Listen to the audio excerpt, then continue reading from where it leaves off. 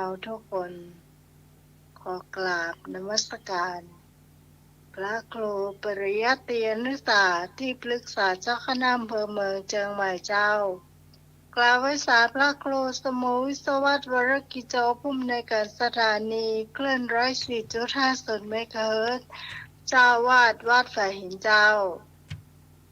กล่าวไว้สาพระอาจารย์พระครูใบดีกาสมัครญาณสีโลรองเจ้าวาดวัดฝ่ายหินเจ้าเจริญพรแล้วก็สวัสดีหนุ่ยตัวนะเจ้าถ้าฟังอยู่ก็โทรเข้ามาได้นะเจ้า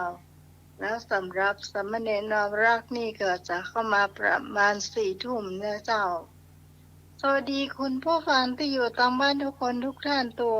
ที่กำลังฟังรายการธรรมะคลายเครียดอยู่ในขณะนี้นะเจ้าวันนี้ข้าเจ้าพิสมัยสุริโยดรก็มาพบปะกับ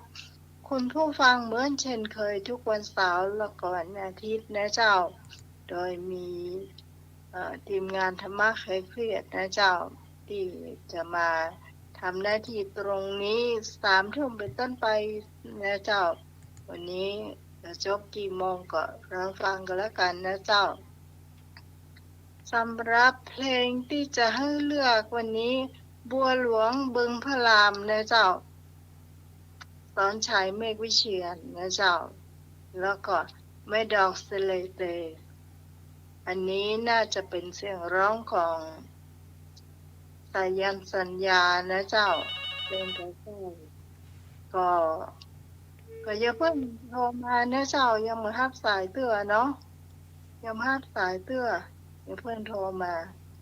เอาไว้ให้อาจารย์สมัครเนี่ยแนะนำตัวเองก่อนเนาะเจ้าเนาะวันนี้เป็นวันเสาร์ที่ตะใดเนี่ย27นะเจ้าเนาะ27ละวันนี้เสาร์สิ้นเดือนละจ้ะเจ้าตอนนี้นิมนต์อาจารย์สมัครเจ้า10 นิ้วอัญชลีวันทาอธิวาทนอบน้อมแด่องค์สมเด็จพระสัมมาสัมพุทธเจ้า10 นิ้วขอกับนมัสการพระพุทธพระธรรมพระสงฆ์พระอรหันต์ผู้ห่างไกลจากกิเลส10 นิ้วขอกราบถวายความเคารพพระมหาเถรานุเถระทุกตนด้วยความเคารพอย่างสูง10 นิ้วขอกราบถวายความเคารพหลวงพ่อพระครูสมุวิศวัตรวรกิจโจพ่อเจ้าวาดวัดฝ่ายหินแล้วก็ภูมิในการสถานีพระพุทธศาสนาอาจารย์ผอ.สถานีวิทยุตุยโนเจริญพรโยมพิสมัยเจ้านมัสการเจ้าหัวหน้ารายการธรรมะคลายเครียดพร้อมทีจ้าม งานเจ้าอาจารย์เอารักก็ดีลุงหนุ่ยแม่บุญแม่กรแม่พรทุกท่านขอเจริญพรเจ้าสำหรับวันนี้ก็เหมือนที่บอกไปนะเจ้าเขาตั้งเพลงเอาไว้2 เพลงคุณผู้ฟังจะเลือกเพลงไหนนะเจ้าบัวหลวงบึงพระรามอันนี้เป็นเสียงร้องของสอนชัยเมฆวิเชียรนะเจ้าแล้วก็แม่ดอกสะเลเตอันนี้สายันสัญญานะเจ้าอันนี้ขออนุญาตตัวเพราะว่าไม่ได้กินกาแฟเอาจะกินนั่นอันนี้อาจารย์สมัครก็ฮับไปกันแล้วกันโทรศัพท์ครับ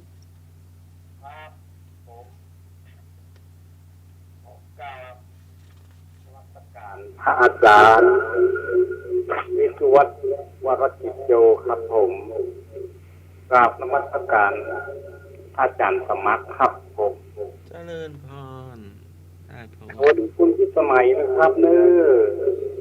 สวัสดีเจ้าพงเจ้าไอ้หนุ่ยผมมาเนาะอาจารย์เอาลักผมมาเนาะยังเจ้ายังนอนถึงเวลาเลยนะส วัสดีไปยังแม่บุญพี่พรพี่กรแล้วก็แม่สุพิษเอาแม่ทุกคนนะครับผมจะเลิกบัวหลวงบึงพระรามครับผม บัวหลวงบึงพระรามนอก ครับผม เจ้า ครับ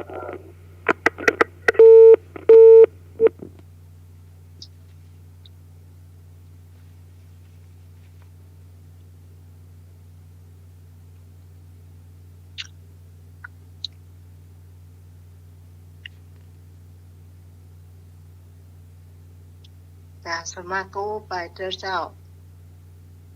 ขออนุญาตกินกระท้อนต้องว่าหัวไข่ลับ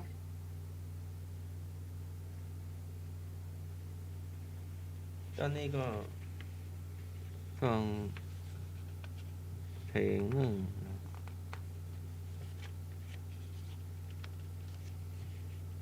แล้วค่อยประชาสัมพันธ์เนาะ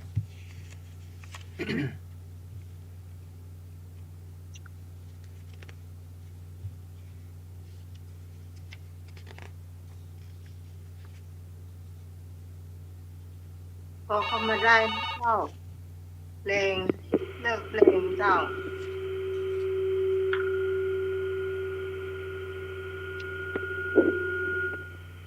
ฮัลโหล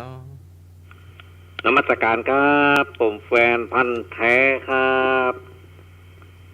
เพลงที่เพราะที่สุดคือสายันสัญญาครับเนาะเพลงอย่างงามโมเพลงสายันสัญญาครับเพราะครับเนาะครับนมัสการครับ ไม่ดอกสะเลเต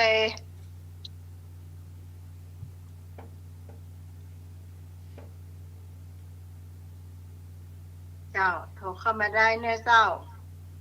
053-226-058เจ้า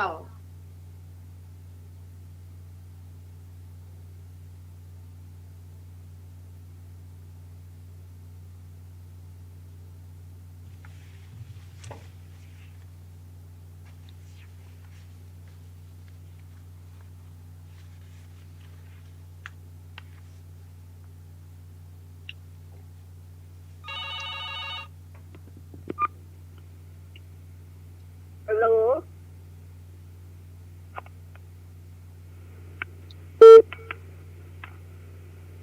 การสมัครกับอย่าง ฮัลโหล ฮัลโหล เจ้าได้ยินละว่าเลย นมัสการอันนินอารักตัวเนอร์นมัสการขอบคุณสำนักใครเกียรติผู้คนตัวเนอร์ขอบคุณอันน้องใหม่ตัวเนอร์นิติพรเนอร์พิพรอันเอาเพลงอย่างก็แม่ดอกของใจยันน่ะ เมื่อเราสเตเจ้า เจ้า ถูกมาเตออันผมทางที่มาตั้งสายของน้ำหมายเจ้า มือเปื้อนอยู่เจ้าทับมาได้เลยโอ้เป็นสายเรียกซ้อนนะเจ้าโอ้เข้าสถานีเลยเนาะ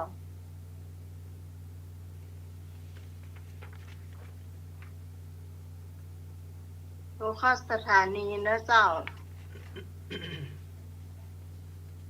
053-226-058เจ้าวันนั้นแม่นวลก็ไปถามอยู่เบอร์สถานี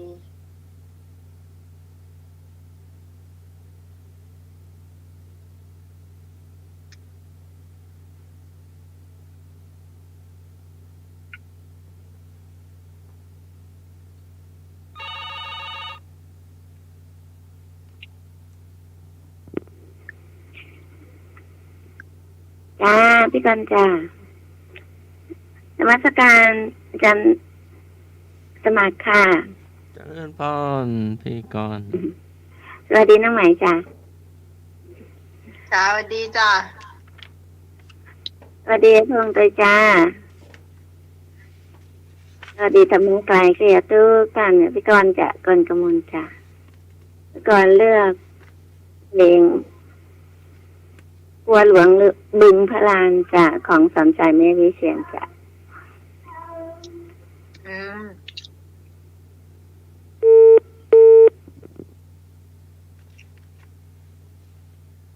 สองเท่ากัน ตาที่ห้าเจ้า เจ้ากราบพระสาพระอาจารย์ท่านพระครูสมุวิศวัตรวรกิจโจผู้อำนวยการสถานีเจ้ากราบพระสาพระครูอดีกาสมัครยานศิโรเจ้า เจริญพรพี่ขอ สวัสดีน้องใหม่เจ้า เราดีเจ้า อันนี้พี่พร จ้าสวัสดีลุงหนุ่ยเด้อเจ้าสวัสดีแม่บุญสวัสดีอาคงสวัสดีพี่กรณ์เจ้า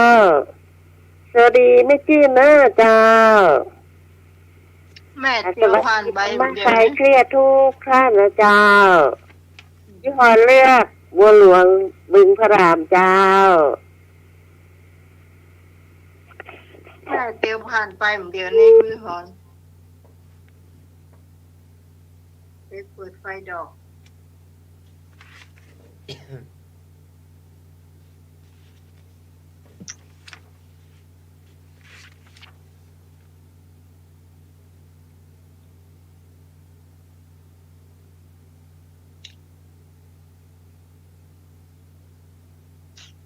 โทรเข้ามาได้เนอะเจ้า053-226-058เจ้า วันนี้แม่สุพิษไปอยู่เจ้า ไปแม่ฮ่องสอน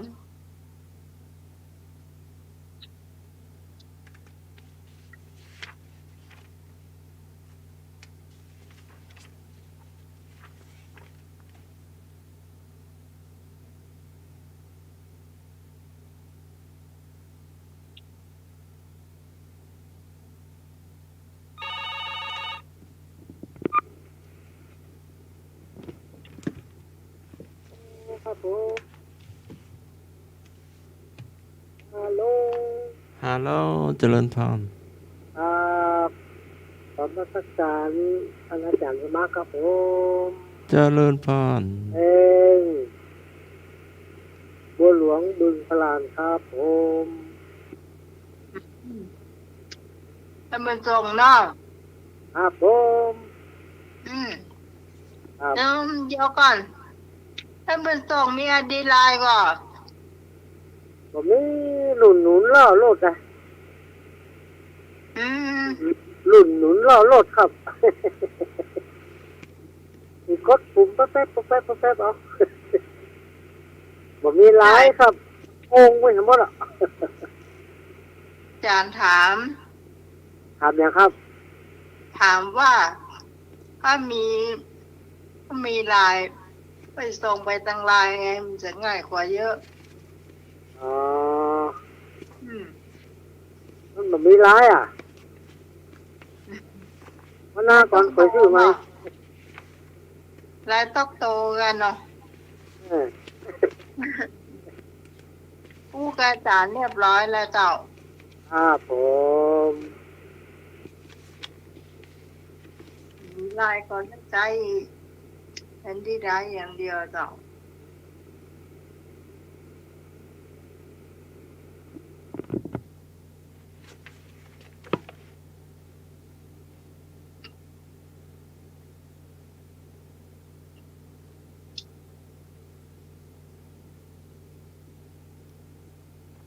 คุณผู้ฟัง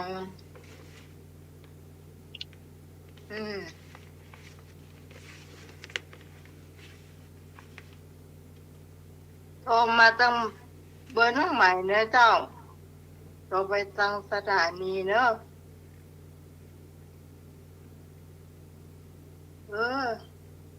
ลากไปนั่นเนี่ยก่ะ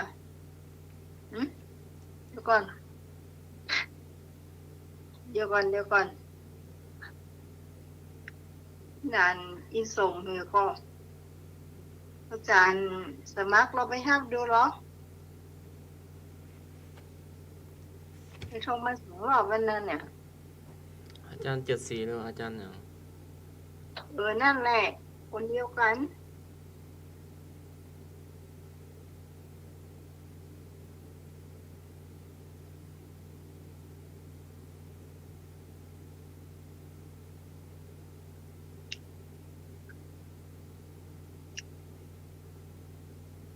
เอาว่าไปก่อนกำลังหาพ่อนานอยู่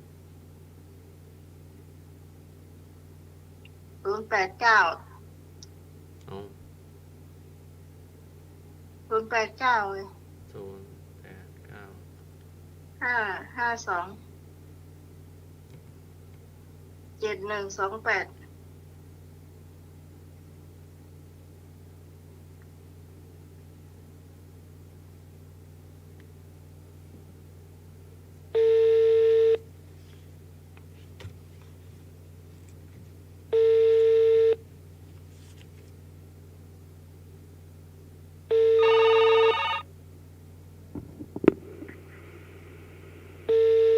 ฮัลโหล ดีเจ้า เริ่มพร เจ้าเจ้าเป็นถามท่านอาจารย์เจ้า เจ้าแม่เอาพ่ออาจารย์74น้องอันตอนนี้อยู่หน้าใหม่แล้วน้องว่างเอารายการเนาะงานยังไม่ได้ออกเที่ยวไม่ได้ออกเที่ยวยังมีงานอยู่ มีงานอยู่เนาะ ผมครับ เจ้าแม่ เจ้าอันกราบอันท่านอาจารย์สมาร์ทแล้วก็ลูกเนนมาก็เจ้านี่ นุ่งหน่อยกะ ลูกเนนน่ะเจ้า ลูกเนนจะมา4 ทุ่มเนาะ สวัสดีพี่สมัยคนงานเจ้า นึกว่าไปแล้ว ไปแล้วเจ้ายังโทรมาหาอยู่เนี่ยเจ้า เจ้า เจ้าสวัสดีพี่พรเตยเนอร์สวัสดีพี่กรณ์ประมวลเตยเจ้าเจ้าเติมหานะแกโทรมาหาเนี่ยแล้วโทรหาปิดเครื่องมันก็เจ้า รับเจ้า ไม่ตอนนี้รับตามเครื่องปิดหมดเลย จ้าก็ปิดโน้ตนี่เจ้า เพราะว่าไม่ตอนนี้ปิดหมดเลยเจ้า เจ้าเป็นอย่างเจ้าวันนี้เพลงหยัง บัวหลวงบึงพระรามแล้วก็ไม่ดอกเสเลเต บัวหลวงบึงพระรามนี่กะเจ้า เจ้าของสอน เจ้า วิเชียร เอาแม่ดอกสะเลเตเจ้า เจ้า จริงนั้นหนูก็ท่าเผื่อแล้วเลย ประเดี๋ยวนี้น้องกำลังกินกระท้อนคนเดียวนี่ ผมมีใครกินไปกู้ ใช่เป็นผู้เท่ากินกาแฟเดี๋ยวไม่รับเด็กหรอก เจ้านั่นกินกระท้อนชิมป่านี่ เจ้าสวัสดีเจ้าพี่สมัยเจ้าเจ้า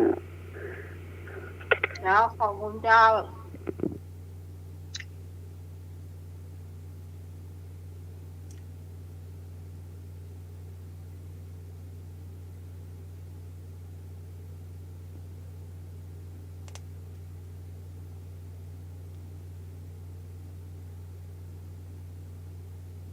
มีหนึ่งกระเจ้าคุณผู้ฟังที่จะเลือกเพลงเข้ามา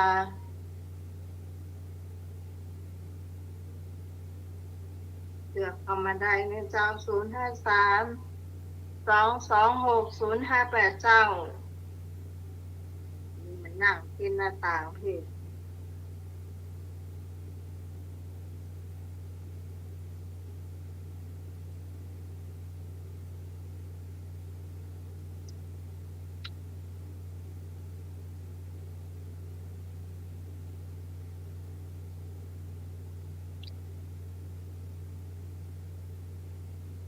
จะมั่งยอมอู้ จะเปิดหรือว่าจะรอท่านผู้ฟังเนาะหรือว่าประชาสัมพันธ์เลย ยังไม่ใช่ช่วงประชาสัมพันธ์เด้อ ตอนนี้ก็โทรมาเลย0532260058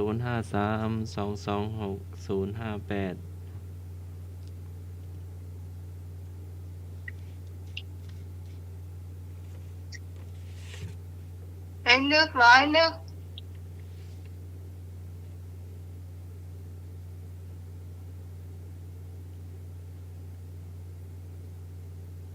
ต่างหายเจ้าคอมมานเดอร์ ถ้าเลือกเยอะก็เปิดอันนั้นกัน หืม ถ้าเลือกเยอะก็เปิดเพลงอันนั้นกันหรือว่าจะได้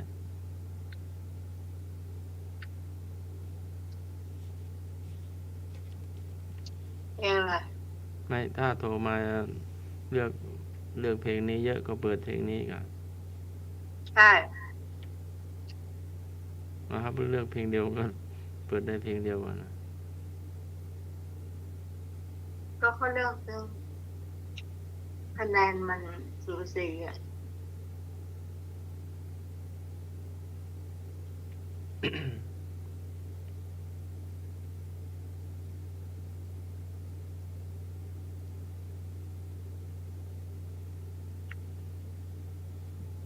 โทรมาได้0532260058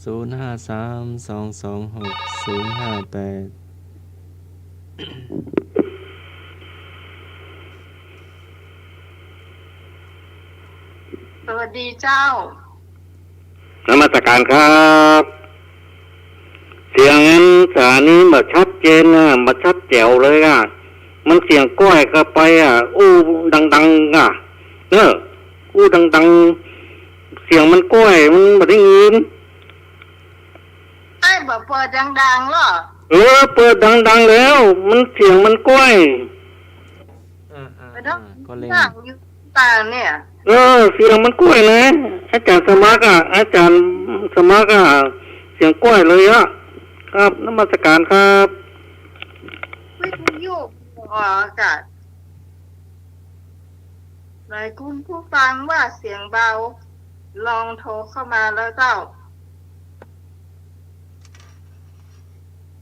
พี่กรณ์ลองโทรเข้ามาเหรอ พี่พรลองโทรเข้ามาเหรอ เป็นจะได้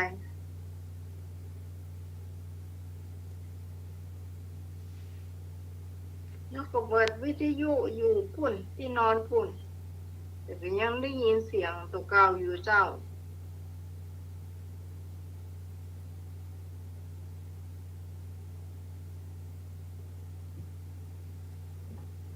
ว่าจะได้เจ้า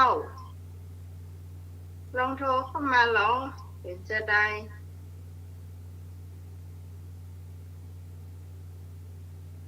ให้บุญส่งก็ได้เจ้าอยู่ไม่ออนฟังชัดเจนก่อน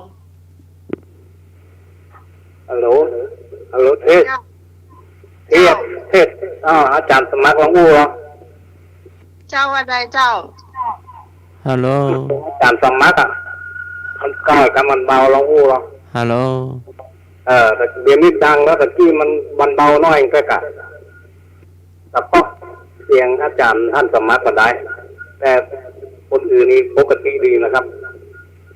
แล้วลองอู้ลองอาจารย์ ความจริงอาจารย์สมัครน่าจะเพราะว่าแกอยู่สถานีอยู่แล้ว มันเบาไปน้อยมาได้มันให้ได้ยินทีครับ ฮัลโหล อย่างเดียวนี้พอดีละท่าน เนาะเนี่ย พอดีละครับ อาจารย์สมัครนี่เราดังอยู่หน้าไม้จะแต่ว่าอุเบามูลค่าน้องเพลง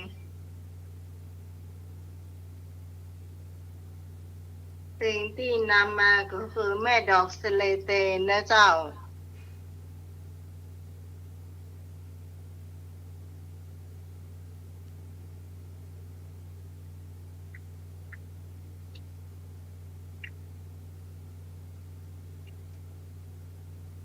ให้เปิด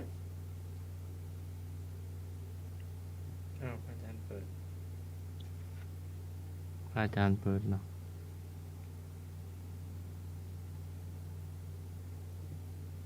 ว่าเป็นตัวเองหญิงเป็นตัวเองเลยเอาละเจ้า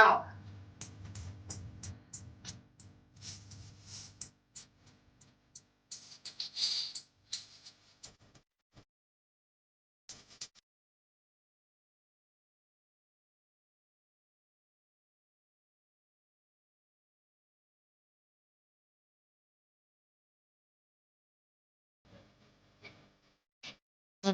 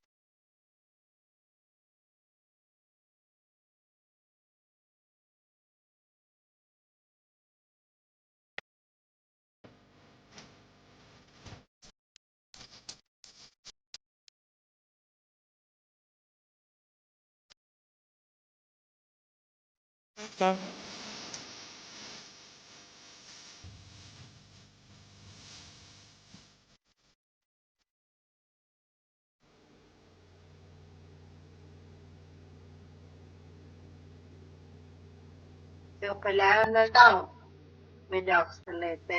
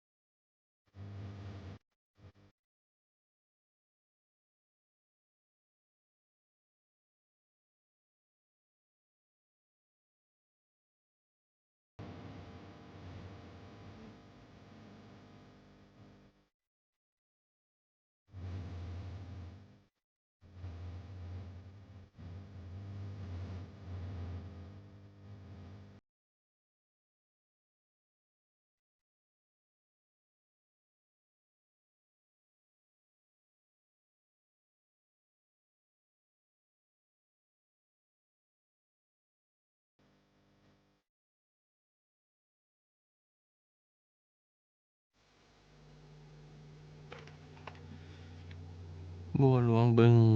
พรานสอนใสเมฆวิเชียร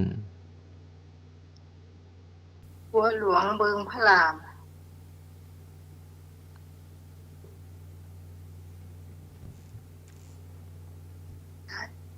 อาจารย์มีเพลงผมสักเพลงก่อน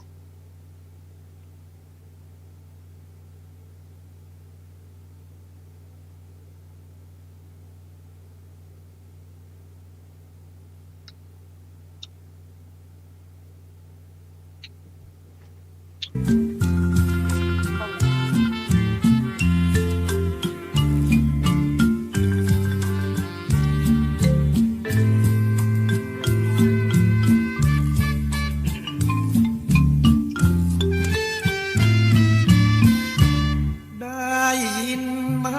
ล่ะเสียงนี้พี่เป้าเรียกมาคร่ำเรียกหาตั้งตานับเวลารอคอยเช้าคอยเย็นไม่เห็นสักหน่อยปีเคลื่อนเดือนคล้อยรักเธอจะลอยรักเธอจะลอยแรมไกลอีกเมื่อไรรักจะคืนรื่นรม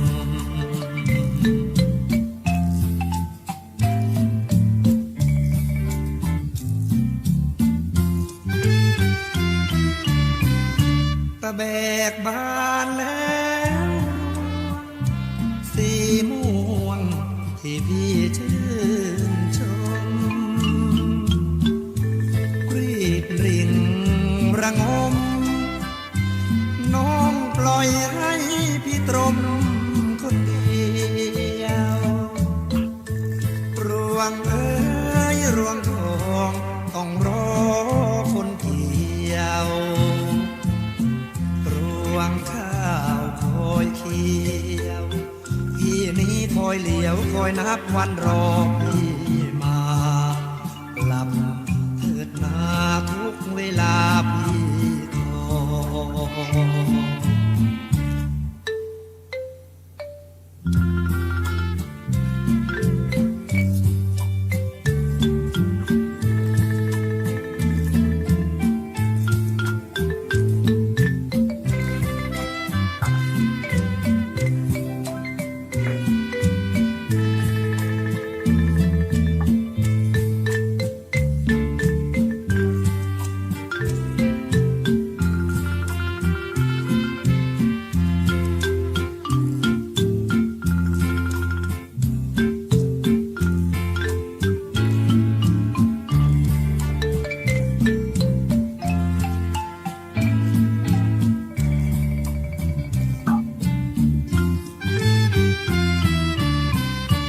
แบ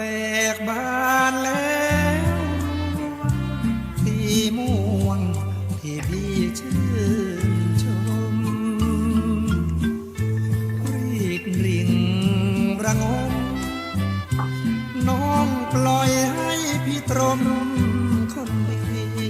ยวรวงเอ้ยรวงทองต้องรอคนเกี่ยว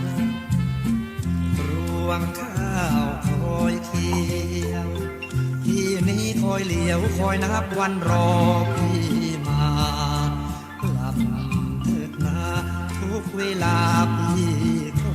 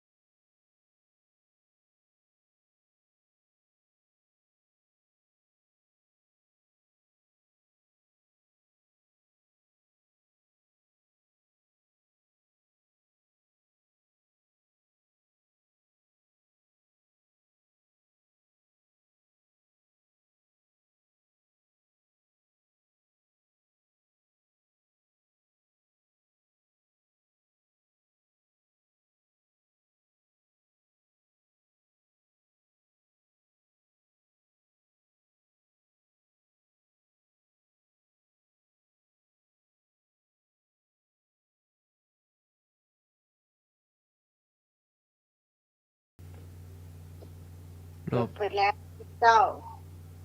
ลบเสียแผลใจสายันสัญญา ว้าวอันนี้เพลงแถมเพื่อ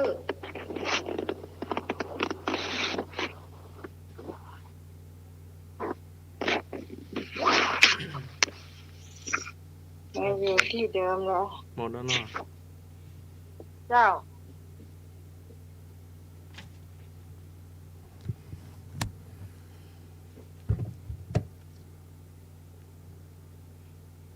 ประชาสัมพันธ์เนาะการจัดพิธีแสดงพระธรรมเทศนาวชิระปะมะกถาว่าด้วยปัญญาประดุจเพชร การจัดพิธีเจริญพระพุทธมนต์เจริญจิตตภาวนา ถวายพระราชกุศลแด่พระบาทสมเด็จพระเจ้าอยู่หัวเนื่องในโอกาส พระราชพิธีมหามงคลเฉลิมพระชนมพรรษา 6 รอบ 28 กรกฎาคม 2567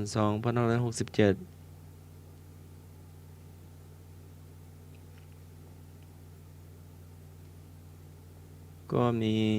หนังสือเนาะจากสำนักงานเจ้าคณะอำเภอเมืองเชียงใหม่วัดน้ำเปิงตะโปธารามเนาะได้แจ้งทางหลวงพ่อเจ้าคณะตำบลหลวงพ่อเจ้าคณะตำบลแจ้งวัดทุกวัดเนาะในปกครอง ก็มีการเทศนาทุกวัดเนาะทั่วประเทศ ตามมติมหาเถรสมาคมเนาะสำนักงานพระพุทธศาสนาแห่งชาติตัวเนาะได้ถวายคัมภีร์มาเนาะคัมภีร์พระธรรมเทศนาวชิระปะมะกถาว่าด้วยปัญญาประดุจเพชร แล้วก็ถวายหนังสือธรรมะพระมหากรุณาของพระพุทธเจ้าเนาะ ก็อ้างที่มติที่ประชุมของคณะสงฆ์จังหวัดเชียงใหม่เราในวันที่สามีกิจกรรมสุมาคารวะมหาเถระเนื่องในวันประเพณีเข้าพรรษา ในวันพุธที่ 24 กรกฎาคม 2567 ที่วัดพระสิงห์วรมหาวิหารเนาะที่ผ่านมา ก็แจ้งมติมหาเถรสมาคมที่กำหนดให้ทุกวัดทางนี้และนอกราชอาณาจักรให้ปฏิบัติพร้อมกันเพื่อถวายเป็นพระราชกุศลเนาะแด่พระบาทสมเด็จพระเจ้าอยู่หัวเนื่องในโอกาสพระราชพิธีมหามงคลเฉลิมพระชนมพรรษา 6 รอบในวันอาทิตย์ 28 กรกฎาคม 2567 เนาะก็วันพรุ่งนี้เนาะก็เพื่อให้ทุกวัดเจริญชัยมงคลเนาะและย่ำของกองระฆังพร้อมกันในเวลา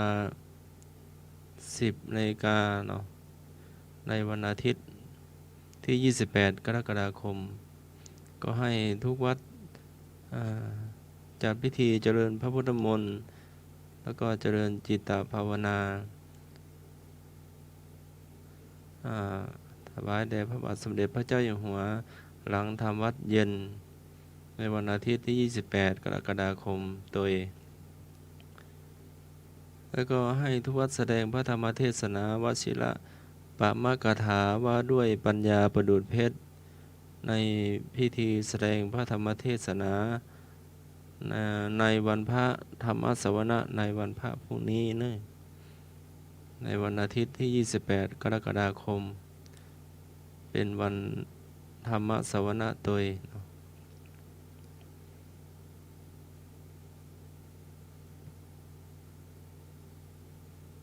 ก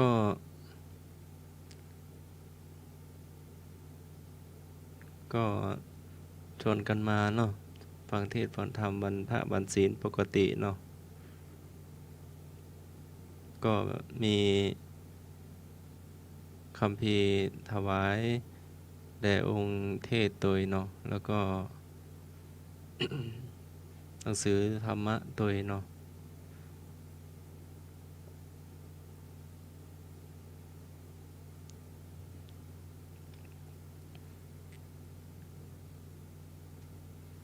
ก็นิมนต์ตัวเนอเนาะทางพระเถระครูบาอาจารย์พระสงฆ์สามเณรศรัทธาประชาชนเนาะก็พร้อมกันทุกวัดทั่วประเทศไทยเนาะ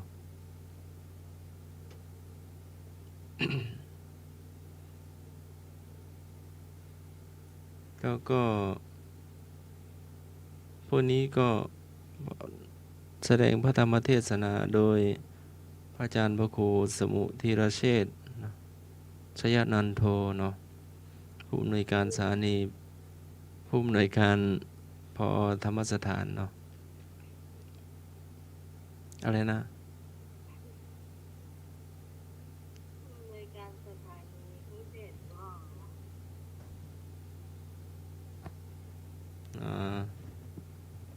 ให้พอสถานีวิทยุเทศตัวอีกครับ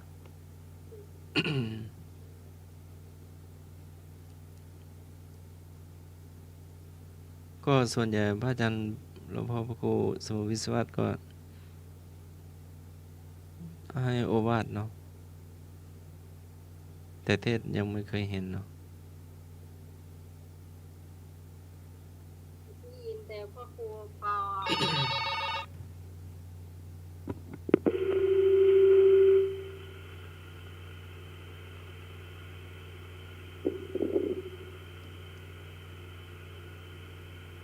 ฮัลโหล นมัสการครับ ที่ทางวัดแม่ริมนี่ก็จัดงานแล้วครับ เนี่ย วัดแม่ริมวันพุกเนี่ยครับ จัดงานครับ สวดมนต์นะครับเนาะทำบุญทำทานโดยครับเนาะนมัสการครับ คนเดียวกันเนอะสัมภาษณ์คนนี้นะมีคนเป็นต้นไรจะดีนะคนเตือนมาต่อไปก็จะบ้าสายแล้วเนอะ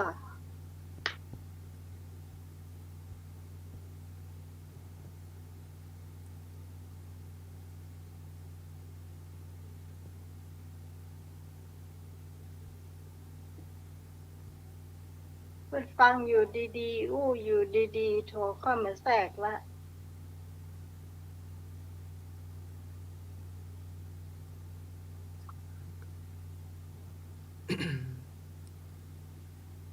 ไปห้าปีพรมา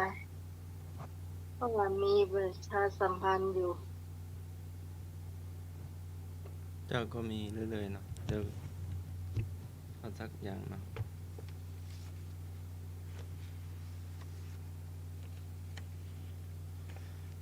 ขอเรียนเชิญร่วมเป็นเจ้าภาพทอดป่าสามัคคีเพื่อพัฒนาสื่อวัฒนกรรมการจัดการเรียนรู้และปรับปรุงภูมิทัศน์โรงเรียนบ้านเชิงดอยสุเทพในวันศุกร์ที่ 9 สิงหาคม 2567 ขึ้น 5 ค่ำเดือน 9 เวลา 9:49 นาทีณโรงเรียนบ้านเชิงดอยสุเทพตำบลสุเทพอำเภอเมืองจังหวัดเชียงใหม่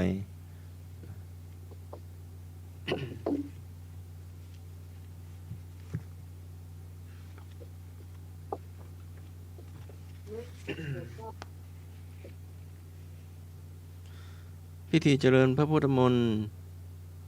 นาวคะหายุสมธรรมถวายพระพรชัยมงคลแด่สมเด็จพระเจ้าอยู่หัวและสมเด็จพระนางเจ้าสิริกิติ์พระบรมราชินีนาถพระบรมราชชนนีพันปีหลวงและสมเด็จพระนางเจ้าพระบรมราชินีด้วยมติมหาเถรสมาคมในการประชุมครั้งที่ 10 2567 เมื่อวันที่ 10 เมษายน 2567 เห็นชอบให้จัดพิธีเจริญพระพุทธมนต์นาวคะหายุสมธรรมถวายพรชัยมงคลเนื่องในโอกาสวันเฉลิมพระชนมพรรษาในเขตปกครองหนเหนือได้กำหนดจัดพิธี 1. พิธีเจริญพุทธมนต์ยุวคหายุสมธรรมถวายพระพรชัยสมเด็จพระนางเจ้าพระบรมราชินีในวันเสาร์ที่ 1 มิถุนายน 2567 เวลา 9 นาฬิกาณวัดพระธาตุแซ่แห้งอำเภอภูเพียงจังหวัดน่าน ครั้งที่ 2 พิธีเจริญพระพุทธมนต์ นาวคหายุสามธรรมถวายพระพรชัยแด่พระบาทสมเด็จพระเจ้าอยู่หัวในวันศุกร์ที่ 26 กรกฎาคม 2567 เวลา 9 นาฬิกา ณ วัดปากน้ำ ภาษีเจริญ กรุงเทพมหานคร การที่ 3 พิธีเจริญพระพุทธมนต์ นาวคหายุสธรรม ถวายพระพรชัยแด่สมเด็จพระนางเจ้าสิริกิติ์พระบรมราชินีนาถพระบรมราชชนนีพันปีหลวงในวันศุกร์ที่ 9 สิงหาคม 2567 เวลา 9 นาฬิกา ณ วัดพระธาตุศรีรัตน ณ วัดพระศรีรัตนมหาธาตุอำเภอเมือง จังหวัดพิษณุโลก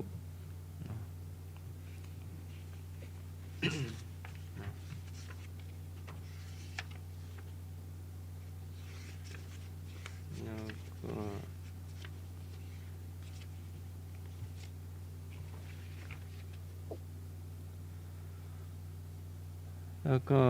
คณะสงฆ์จังหวัดเชียงใหม่ ร่วมกันพร้อมคณะศรัทธาร่วมกันสร้างพุทธมณฑลจังหวัดเชียงใหม่ ณ หมู่บ้านโทกเสือ ตำบลสันติสุข อำเภอดอยหลอ จังหวัดเชียงใหม่ ก็มีสถานที่อยู่8 ที่เนาะ ก็มีคณะสงฆ์อำเภอเมืองเชียงใหม่ คณะสงฆ์อำเภอเสมิง คณะสงฆ์อำเภอกาลยา วิวัฒนา ก็ช่วยกันดูแลในสถานที่ประสูติ คณะสงฆ์อำเภอสัมปะตอง คณะสงฆ์อำเภอสารพี คณะสงฆ์อำเภอหางดง ก็ช่วยกันสร้างแล้วก็ช่วยกันดูแลสถานที่ถ้ำพุทธเมตตา คณะสงฆ์อำเภอแม่ริม คณะสงฆ์อำเภอแม่แตง คณะสงฆ์อำเภอสันทราย ก็ช่วยกันดูแลสถานที่น้ำตก คณะสงฆ์อำเภอฝาง คณะสงฆ์อำเภอแม่อาย คณะสงฆ์อำเภอชัยปราการ ก็ช่วยกันสร้างแล้วก็ช่วยกันดูแลณสถานที่ปฐมเทศนา คณะสงฆ์อำเภอดอยสะเก็ด คณะสงฆ์อำเภอสันกำแพง คณะสงฆ์อำเภอแม่ออน ก็ช่วยกันสร้างแล้วก็ช่วยกันดูแลพระยืน38 นิ้ว คณะสงฆ์อำเภอดอยหลอ คณะสงฆ์อำเภอแม่วาง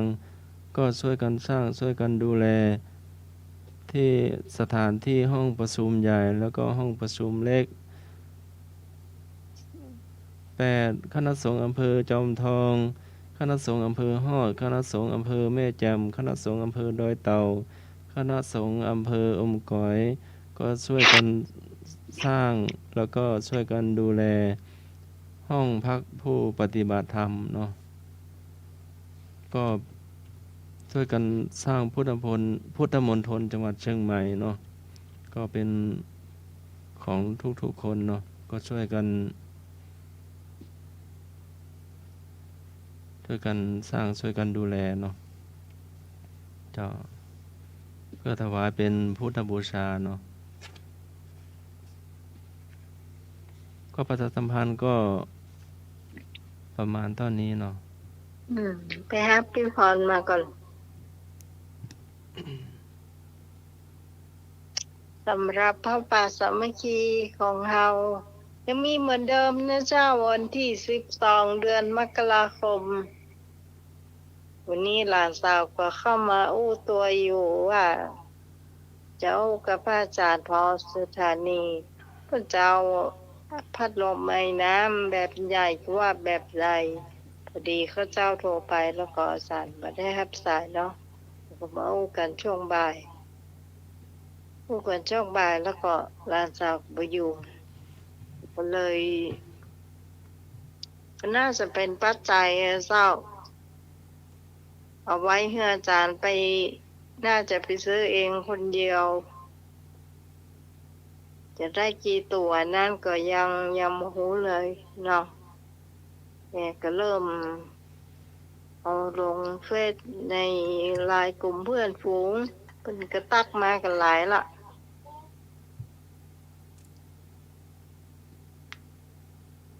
ไปฮับพี่พรมาเลยเจ้า แล้วก็รถด่วนขบวนพิเศษพรุ่งนี้ก็วันศีลก็วันที่28 กรกฎาคมวันอาทิตย์เนาะณวัดยางกวางเนาะเจ้า วัดยางกวาง เจ้าวัดไฟหินมีวันที่ไหนนะ โอ้เดือนตุลาพุ่นก่อน ก็เตรียมเนาะวัดวันนี้ก็พระสงฆ์คณะศรัทธาก็เตรียมกันวันนี้ก็ช่วยกันเพี้ยวธรรมสถานเนาะก็เตรียมไว้นั่นเนาะ ถ้าใกล้งานมาจะได้หนักจะได้เบาเนาะ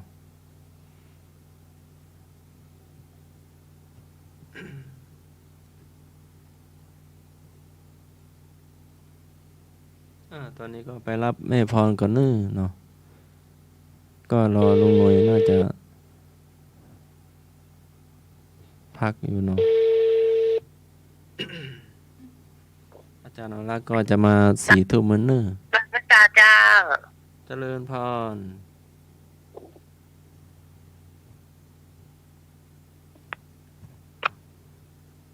เจ้าแม่ จ้า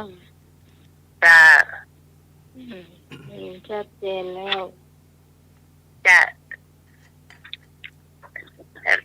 น้องใหม่จะเอารายชื่อที่บริจาคผ้าป่านะเจ้า จ้าแม่นเจ้า จ้า ทั้งชื่อแล้วก็นามสกุลจะกับพี่พรก็ตัวเพื่อนเลยนามสกุลอยากได้จดกระชื่ออ่ะแล้วก็คัดเอาเลยเนาะเจ้าท่านแรกก็เป็นน้องใหม่เจ้า น้องใหม่ปัจจัย500ค่าอาหาร500เจ้าลุงนุยปัจจัย500อาหาร500เจ้าถ้าอาจารย์สมัครปัจจัย500อาหาร500เจ้าพิกรเจ้าพิกรกมลอาหารปัจจัย500อาหาร500เจ้าพิพรปัจจัย500อาหาร500เจ้า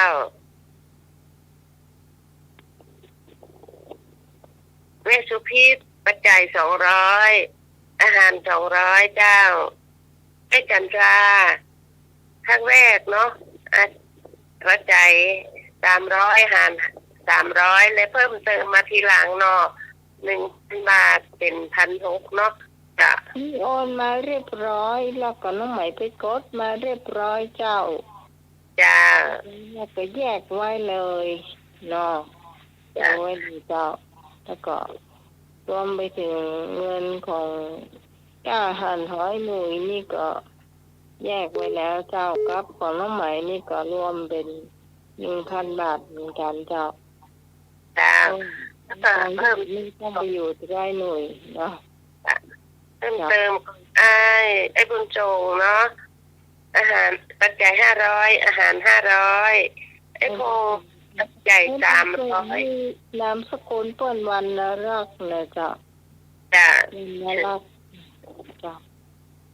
ไอ้พงนี่ปัจจัย300อาหาร200นะเจ้า ขอบคุณค่ะ เติมนี่พี่นานอินโสมเตปินอาหาร500ปัจจัย500อาหาร500นะเจ้าเข็มขัดเนาะจ้า สีหรือว่าพี่นานอินสมนะเจ้าคือคนเดียวกันนะเจ้าถ้าไปติดงานที่ไหนเพิ่นก็จะมาช่วยอยู่เจ้าแต่ว่าเขาตามไปก่อนเตออีกล่ะมันก็ตามไปก่อนเตออีกว่าแต่ก็ยอมรับว่างานเป็นนักมันไม่ตอนช่วงบ่ายนี่ก็ยังมาที่ขอนตาลอยู่หลังจากขอนตาลนู้นโหคงจะมาอยู่เจ้าคงจะมาเป็นพิธีกรหนึ่งอยู่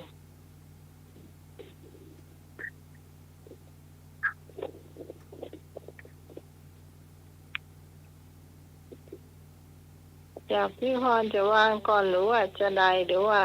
จะอยู่ในสายเลย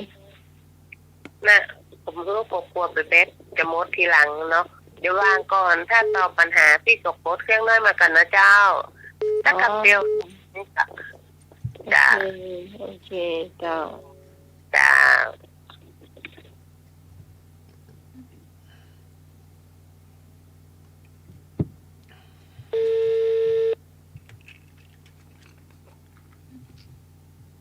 ครับ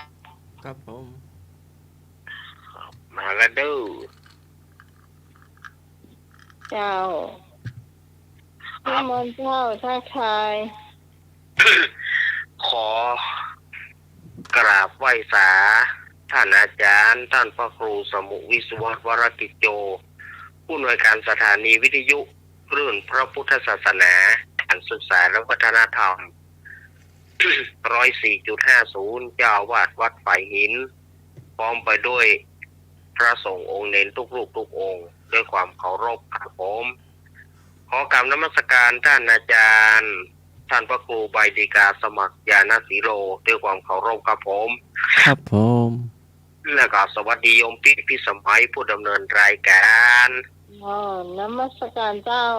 สวัสดีลุงหนุ่ยเนอแล้วก็ขอเจริญพรคณะสัตยาติโยมสาธุชนคนดีเฮาทุกท่าน มาล่าไปหน่อยสัตยาติโยมก็เมาได้ไปจัดที่คลื่นสีขาววันนี้เพราะว่าท่านอาจารย์ท่านพระครูปริยัติรัตนโชติท่านมหาเจ้าเปิ้นมาได้มาวันนี้ก็อาตมาภาพก็ได้แตนไปถึง4 ทุ่มก็รีบรุดเข้ามาที่นี่ วันนี้ก็เลยจ้าไปน้อยหนึ่งเนาะเอาละเพื่อก็คือเป็นการเสียเวลาก็เข้ารายการของเราต่อไปเลยเนาะ เจ้าต่อไปก็จะเป็นช่วงคำถามแล้วเจ้า โอ้ครับ คำถามแล้วพุทธประวัตินะเจ้าวันนี้คำถาม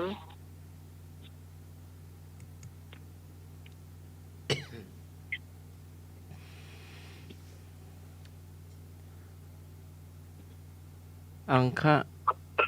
มัคคทากาสีโกสาละวัชชีมันละเจดีวังสะกุกุปัญจาละมัชชะสุระเสนะอาสกะอวันตีคันธาละกัมโพชะ ถามว่าชมพูทวี16 แขนที่กล่าวมานี้ท่านใดจำได้พ้อง เอาเท่านี้ได้เนาะ เท่า อังคะมัคคทากาสีโกสาละวัชชีมันละเจดีวังสะกุกุปัญจาละมัชชะสุระเสนะอาสกะอวันตีคันธาละกัมโพชะ ถ้าได้คะแนนก็ตอบไปเถอะ เขาถึงตอบแต่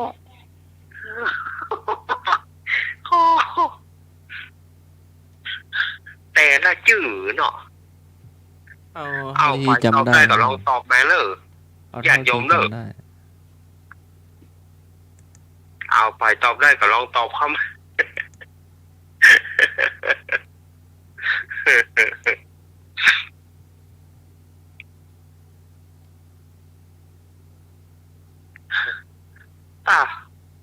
ไถนักเกพ่อ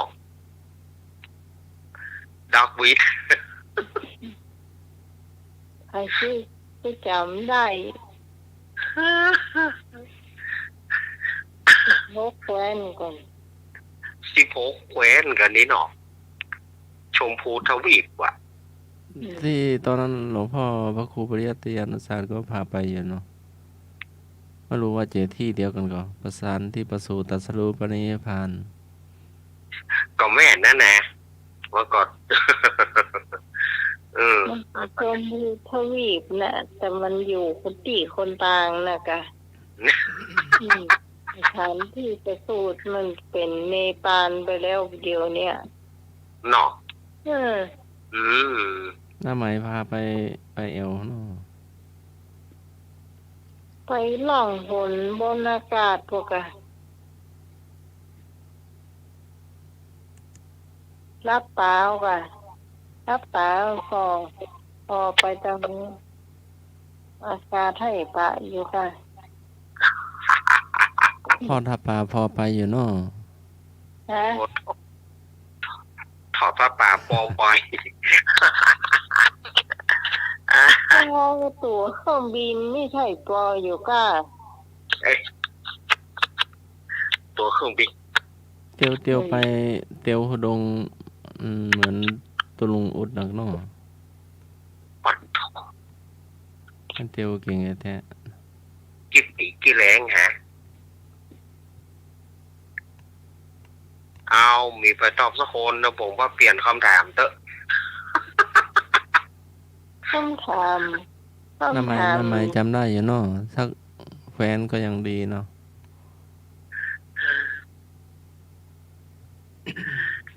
ไหน ได้มันก็ได้มันได้มานอกในแกเนาะ เอาสักเมืองเอาสักจังหวัดก็ได้เนาะ มาโคตรโกศล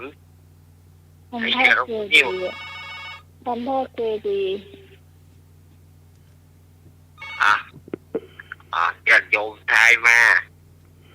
น มัสการครับ อ่ะ ผมพร้อมแล้วครับที่จะไปร่วมงานทอดพระป่าครับ ไปเดี๋ยวนี้ก็ได้ครับน้าพร้อมแล้วครับ วิวหลายตัว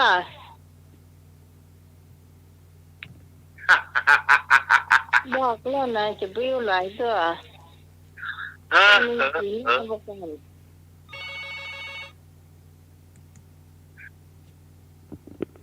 คนบางคนเพิ่นบอกเลยว่าเพิ่นลำคาญนายคน แม่ เนี้ย พัดแท้มาเดียวมันก็ไปได้กินอย่างเปล่าโคกโลกอะมาต่อ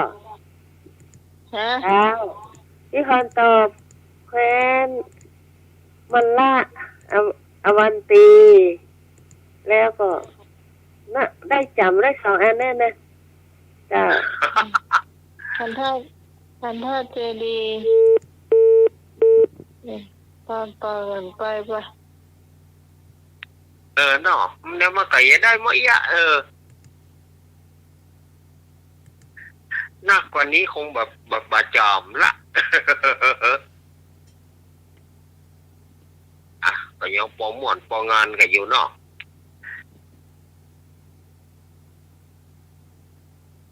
ได้เนี่ยคิดได้เขียนหรอแก้วหนังสือมากลางป้าเนน้อยมาตอบก็ได้เนน้อยหนังสือมากลางตอบเลยก็ได้อาจารย์เนาะ น้อยเที่ยววัดเที่ยวมาพักผ่อนวันนี้ก็เที่ยวทั้งวันเนาะ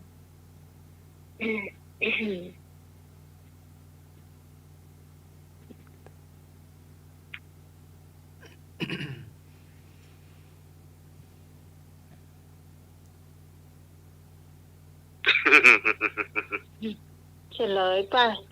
ว่าให้ยาวลงไปละ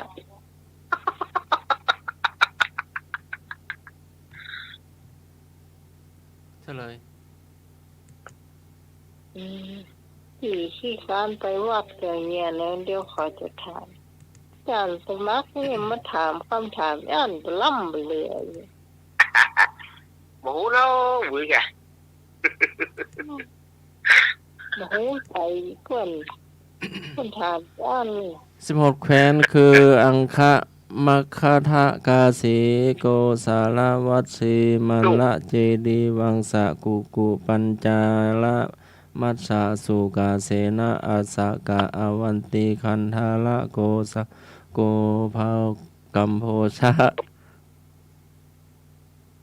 ใครจำได้พ่อ อันนั้นไม่จำเหมือนเชียงใหม่ลำพูนเชียงไฮ้ก็ยัง มันไปได้เท่าไหร่อ่ะ มันบอกง่ายเนาะมันบ่ได้ไปเอวเนาะ แล้วก่อน อู้แล้วแกมายุดเป็นช่วงไปช่วงเลย แคว้นอังคะหนึ่งแคว้นมคคะสองแคว้นกาสีสามแคว้นโกสาละสี่แคว้นวัดสีห้าแคว้นมันละหกแคว้นเจดีเจ็ดแคว้นวังสะแปดแคว้นกุกุเก้าแคว้นปัญจาละสิบแคว้นมัชชะ11แคว้นสุราเสนะ12แคว้นอัสสกะ13แคว้นอวันตี14แคว้นคันธาระ15แคว้นกัมโพชะ16โธ่เจ้าเฮ้ย มันเป็นจังหวัดเหมือนในจังหวัดประเทศไทยเรานี่เนาะ หืม แคว้นมันต้องใหญ่กว่าไง ใหญ่ๆกว่าประเทศไทยเรากันหรือว่าพื้นที่เยอะกว่า เขาว่าแคว้นน่ะแคว้นมันจะต้องมากกว่า ดูนั่นเขาประชากรเขาค่ะนักมอกใด แต่ดูในแผนที่ก็ มันไม่เหมือนประเทศไทยเนาะประเทศไทยเป็นขวานเนาะแต่นี่เป็นแผ่นยาวๆแล้วก็กว้างเนาะ กว้าง อยู่ติดกันเป็นวงกว้างนะ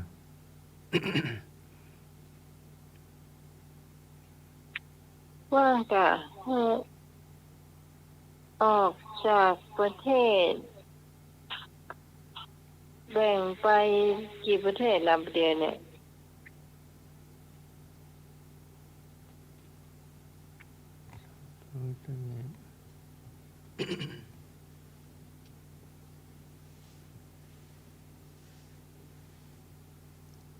ข้อต่อไปเลยป่ะ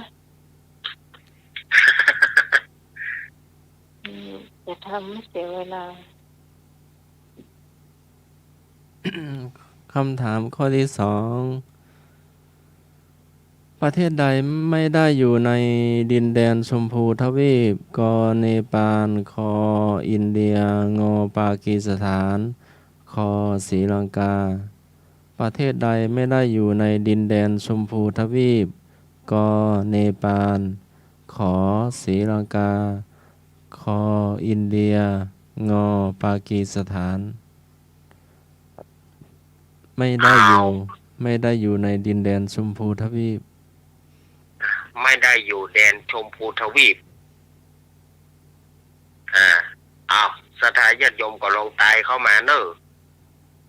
ที่เพิ่นแยกออกไปก็มีเนื้อเจ้า เจ้าศรีลังกาขอไข่เจ้า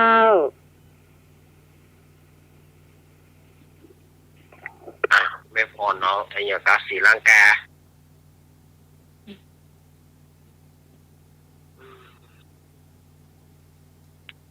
อ้าว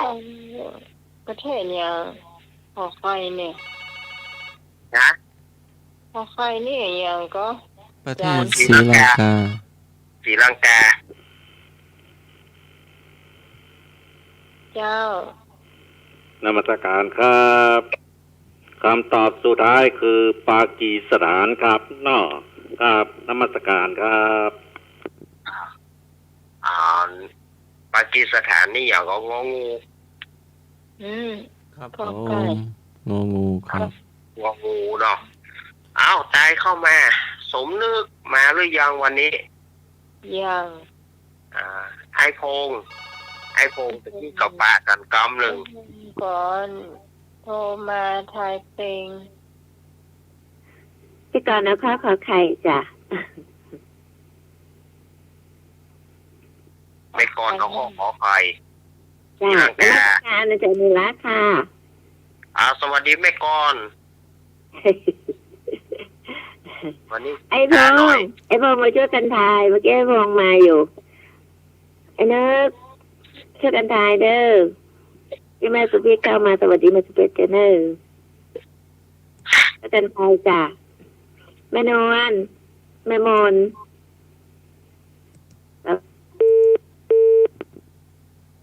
มาเลยไปจะทายแถมขอไข่มี2งองู1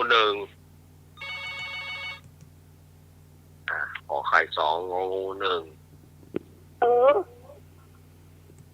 พี่พร พี่พรเอราวัณเอาก็ขอไข่เด้อน้องไหม เอา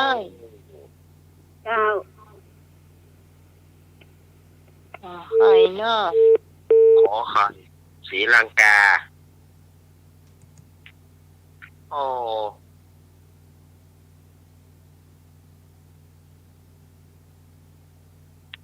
ขอไข่ศรีลังกาเอามาแถมมีก็มาตายตัวก่อน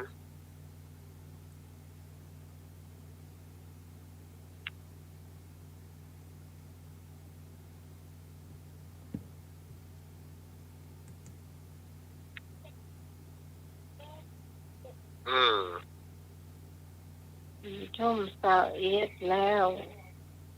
หนาวมวยนะแต่ก้อมเดียวนะ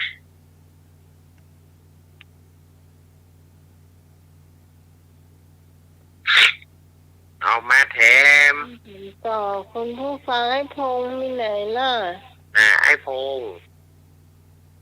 มาเหนือไอ้พงเนอมาตายตัวก่อน0532260058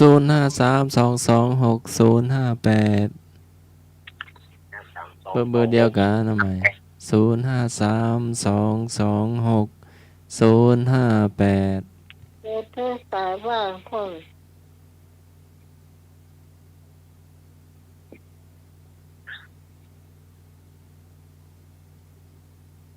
มีกระทายก็เข้ามาเนอสถานญาติโยม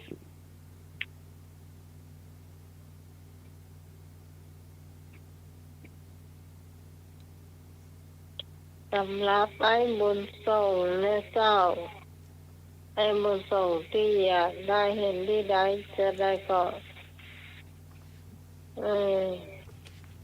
ที่ต่อใหม่นำกรรมหนึ่งก็เลิกกัน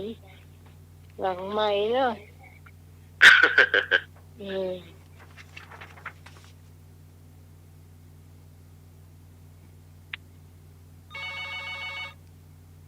อ้าวมาแถ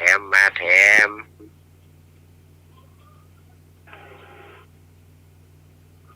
เจ้าว่าได้เจ้า เจ้าสวัสดีจ้าน้องไหม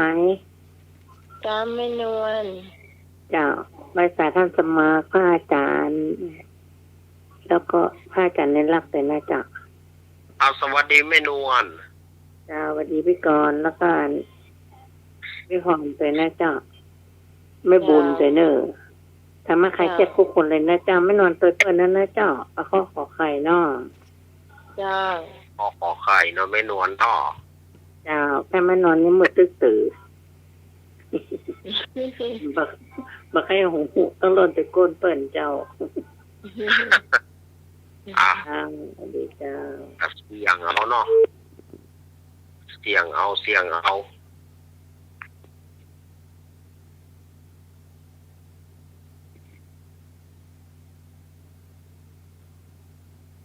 มีแฮมก็05322058เนอ ครับอาจารย์เบอร์ยังเข้าครับตะกี้อันที่อาจารย์นรักประกาศเลย0532260058นั่นแหละแก นึกว่ามีเบอร์ใหม่ เบอร์ใหม่ที่ไหนเนาะ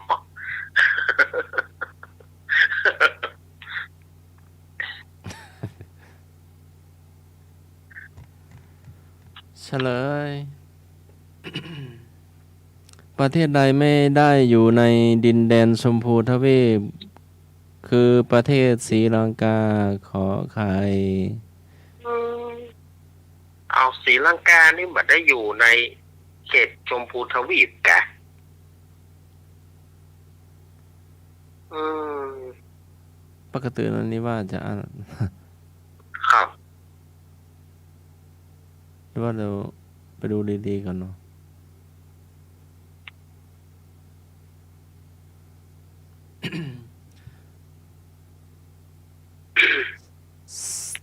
คำถามที่3สมณพราหมณ์มีกายหลีกออกจากกามแล้ว แต่ใจยังยินดีอยู่ในกามเปรียบได้กับอะไร กอไม้สดแช่อยู่ในน้ำขอไม้สดที่อยู่บนบกขอไม้แห้งที่อยู่บนบก งอถูกทุกข้อ พระองค์กล่าวว่าสมณพราหมณ์มีกายหลีกออกจากกามแล้ว แต่ใจยังยินดีอยู่ในกามเปรียบได้กับอะไรก็ไม้สดแช่อยู่ในน้ำขอไม้สดที่อยู่บนบกขอไม้แห้งที่อยู่บนบก งอถูกทุกข้อ เอาละเนอเอาศรัทธาญาติโยมตายกันเข้ามาเนอตายก็เข้ามาถูกพิษเขาบอกว่าตายก็เข้ามา ถูกพิษเขาบอกว่ากัน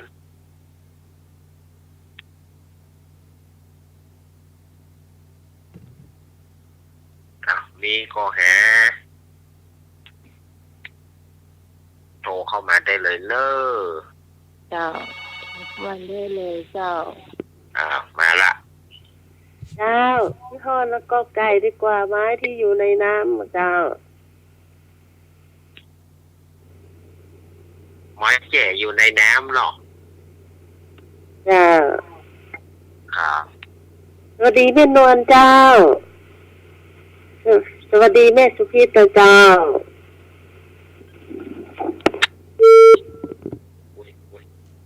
ไอ้ยังก็คำถามว่าแต่ก่อนตะกี้มาอู้กายบนส่ง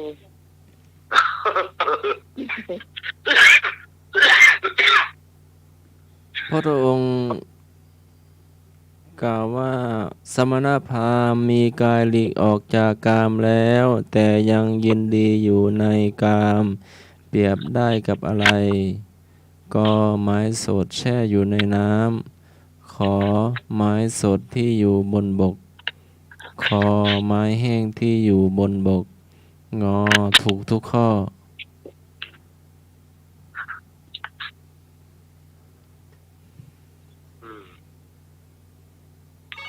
ศรัทธาญาติโยมตายก็เข้ามาแถมเนอ จ้าพี่กรณ์เอาจ้าพี่กรณ์เอาข้าวขอควายจ้ะไม้แห้งอยู่บนบกจ้ะ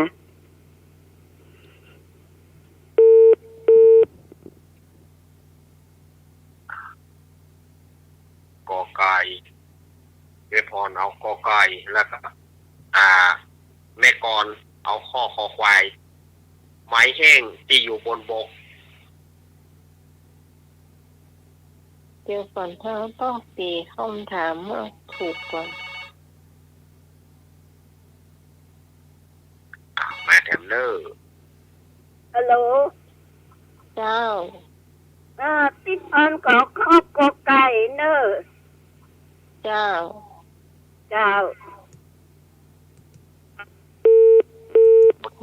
น้ำหรอ มีว่าใดก็คำถามไม่เองก็เป็น กอไก่ไม้สดแก่ในน้ ไม่ใช่คำถาม ำคำถามนี่ต้องอาจารย์สมรครับ นมัสการครับ เจ้า คำตอบสุดท้ายคือ ไม้แห้งครับที่อยู่บนบกเนี่ยครับครับนมัสการครับ เอา เดี๋ยวก่อนอาจารย์สมัครงานคำถามยอม หา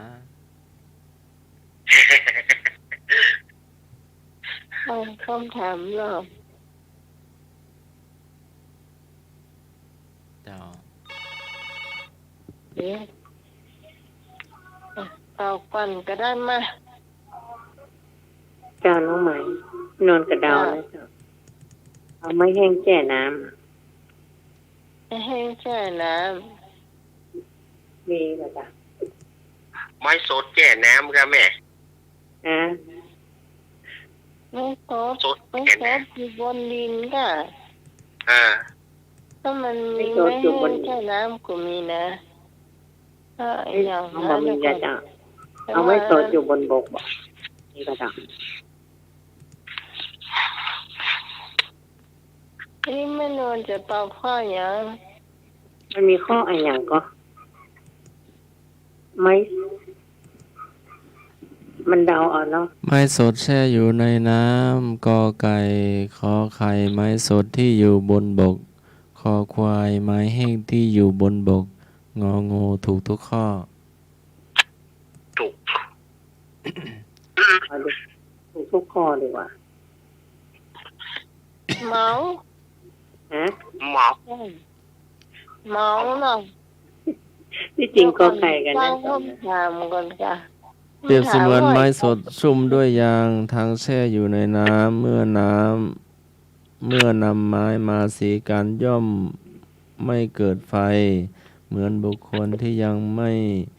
หลีกออกจากกามยังมีความพอใจและความเสน่หาในกามความหมกมุ่นในกามสองเปรียบเสมือนไม้สดชุ่มด้วย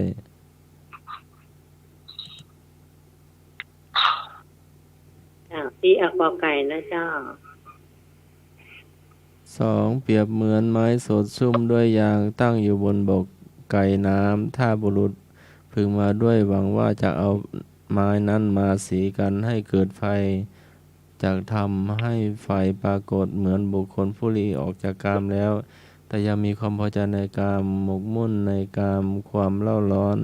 อันตนยังละไม่ได้ด้วยดียังให้สงบระงับ อันตนยังละไม่ได้เนาะข้อ 3 เปรียบเสมือนไม้แห้งเกาะทางอยู่บนบกไก่น้ำถ้าบุรุษพึงมาด้วยหวังว่าจะเอาไม้นั้นมาสีไฟก็จะให้ไฟเกิดจากทำไฟให้ปรากฏบุคคลที่มีกายหลีออกจากกามทั้งความพอใจในกามความหมกมุ่นในกามความละหายในกามความเล่าร้อนเพราะกามอันตนได้ละแล้วให้สงบระงับด้วยดีในกายภายในสำหรับมรณภาพเหล่านั้นแม้จะได้เสวยสุขทุกขเวทนาอันเผ็ดร้อนที่เกิดเพราะความเพียรก็ดีถึงจะไม่ได้เสวยก็ดีก็สมควรที่จะรู้เพื่อเห็นซึ่งปัญญาเครื่องตรัสรู้อันไม่มีธรรมอื่นยิ่งกว่าพระไตรปิฎกฉบับหลวงเล่มที่ 13 สุตตันตปิฎกหน้าที่ 504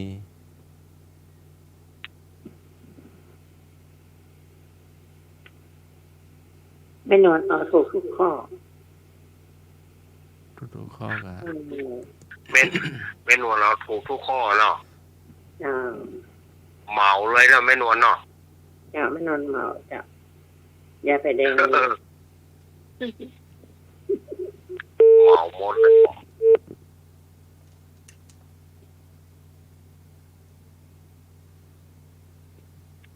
จะไม่ยากก็ยากเนอะข้อนี้นะ เนาะ ถ้าตีคำถามมาถูกมาเข้าใจคำถามแล้วจะตอบผิดเจ้าเพราะฉะนั้นก็ฟังคำถามแล้วก็ต้องแยกออกมาเห็นว่าคำถามนั้นที่เพิ่นถามหมายความว่าจะได้ สมณพราหมณ์มีกายหลีกออกจากกามแล้วแต่ยังยินดีอยู่ในกามเปรียบอุปมากับอะไร เปรียบเทียบได้กับอะไร ก็ไม้สดแช่อยู่ในน้ำขอไม้สดที่อยู่บนบกคอไม้แห้งที่อยู่บนบกงอถูกทุกข้อเฉลยไม้สดที่อยู่บนบก คอไข่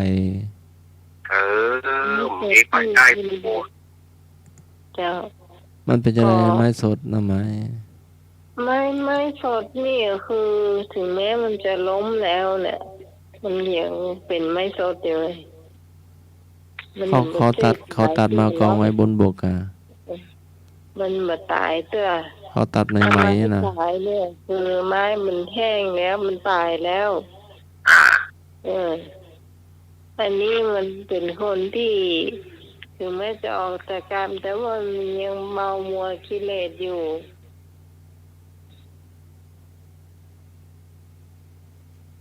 มันคนละอย่างกับเมาเหล้าเนาะ ใช่ มันคนละอย่างกันกะไม้สดที่อยู่บนบก มันยังไม่ตายเนาะเอาไปปลูกก็ได้เนาะ ถ้าไม้แห้งมันตายแล้วไอ้ ไม้สดมันอยู่บนบกมันก็ยังอยู่ของมันอ่ะ อยู่ของมันอยู่ เอามาปลูกมันก็ขึ้นเนาะ มันยังสามารถมีกิเลสได้ตลอดเลยถ้าสมมติว่าเป็นไม้แห้งเนี่ยมันก็บ่ขึ้นละนอกจากเอาเฮ็ดเอาอย่างเฮ็ดคอนเฮ็ดอย่างมีขึ้นอยู่เนี่ยแต่มันมาขึ้นเป็นต้นแล้วกิ่งก้านมันก็บ่สามารถออกได้แล้วเลยต่อไม้ที่ตายแล้วไม่ต่อไม้ที่ตายแล้ว ง่ายๆเนาะครับ คำถามพุทธบัตรก็ได้เวลาเนาะก็จะ5 ทุ่มแล้วเนาะ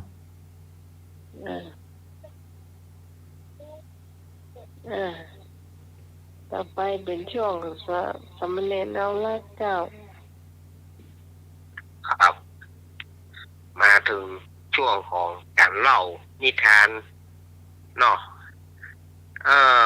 การเล่านิทานสู่ศรัทธาญาติโยมได้ฟังกันวันพรุ่งนี้วันพระวันศีลเนอศรัทธาญาติโยมจะไปลืมเนอเยี่ยมกันไปใส่บาตรฟังเทศน์ฟังธรรมช่วงในช่วงของการเข้าพรรษาก็จะได้มีโอกาสฟังเทศน์ฟังธรรมรถด่วนขบวนพิเศษกาธรรมสัญจรกาต่างๆแต่ละวัดแต่ละวาเนาะแล้วก็วันพรุ่งนี้เป็นวันสำคัญตัวเนอเป็นวันสำคัญของปวงชนชาวไทยนั่นก็คือวันเฉลิมพระชนมพรรษาขององค์พระบาทสมเด็จพระวชิรเกล้าเจ้าอยู่หัวรัชกาลที่10วันพรุ่งนี้ก็ประมาณ10 นาฬิกาหรือว่า10 โมงเนาะเปิดให้ทุกวัดทุกวาล้านคล้องชัย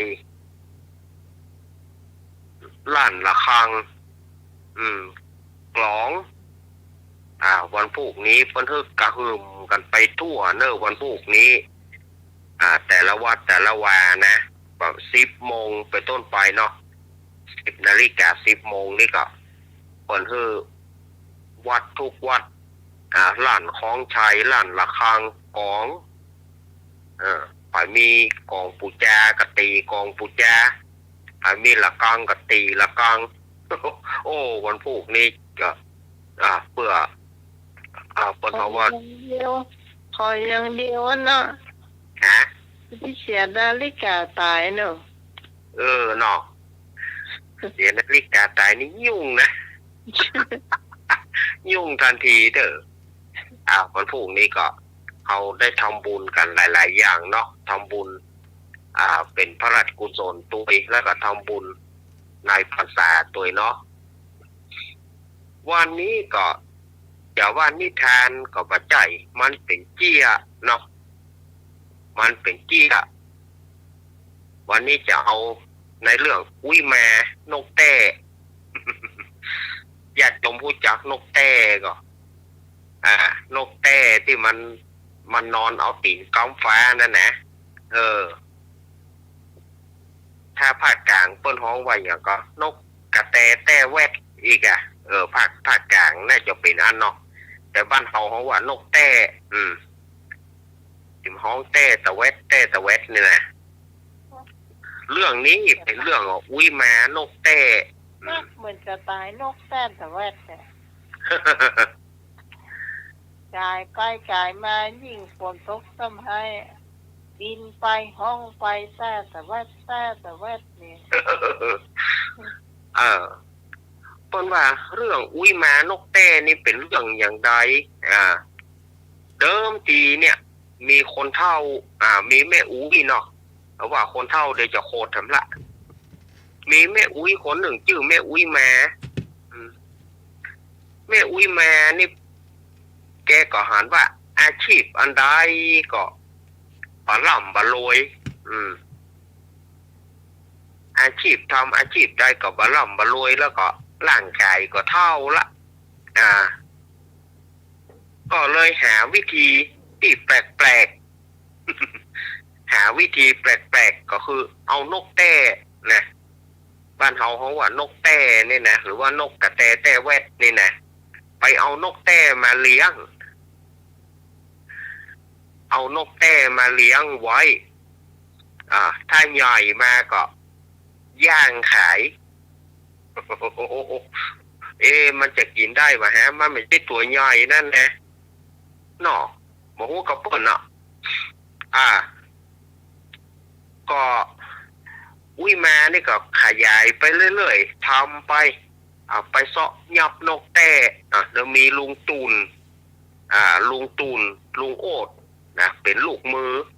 คอยไปเสาะหานกแต้มาอุ้ยมาก็จะไปเสาะซื้ออาหารตามในเวียงนั่นถามอาหารนกมีก็เนี่ยเปิ้นถามว่าเปิ้นเป็นไทยเนาะอาหารนกอะไรเหรอยายอาหารนกกระแท่เนาะไม่ว่าอาหารนก นกกระแท่มันไม่มียายอาหารนกกระแท่เนี่ยมันไม่มีแต่มันมีแต่อาหารนกอื่นๆอันน่าขอซื้อนั่นนะอาหารนกกระแท่เนี่ยจะมันเตอะนี่หรอ เขาก็เอาอาหารนกอย่างอื่นมาอุ้ยมาที่ก็เอามาเลี้ยงนกไว้พอใหญ่มาก็มาย่างขายก็ปรากฏว่าคนก็ซื้อกันแต่เนอะซื้อนกแต้ย่างนี่นะและที่นี่ก็มีป้อหลวงบ้านปอจ่ายคืออุ้ยมาป้อหลวงนี่ก็คิดว่าอุ้ยมาเนี่ยเอานกแต้เอาอย่างมาเลี้ยงมันแบบเป็นมงคลกับบ้านเนี่ยเขาป้ากันไล่อุ้ยมากับลุงตุนลุงโอดคือหนีอย่าไปมาอยู่ที่นี่เอาอุ้ยมาก็ว่าก็ข้ามีความผิดอะไรอย่างมึงเอานกแต้มาเลี้ยงมันแบบเป็นที่มงคลกับบ้านไปหรอกอุ้ยมาก็ไปตั้งฐานอยู่ที่นาของแกที่นาของแกน่ะไกลจากหมู่บ้านหรอที่นา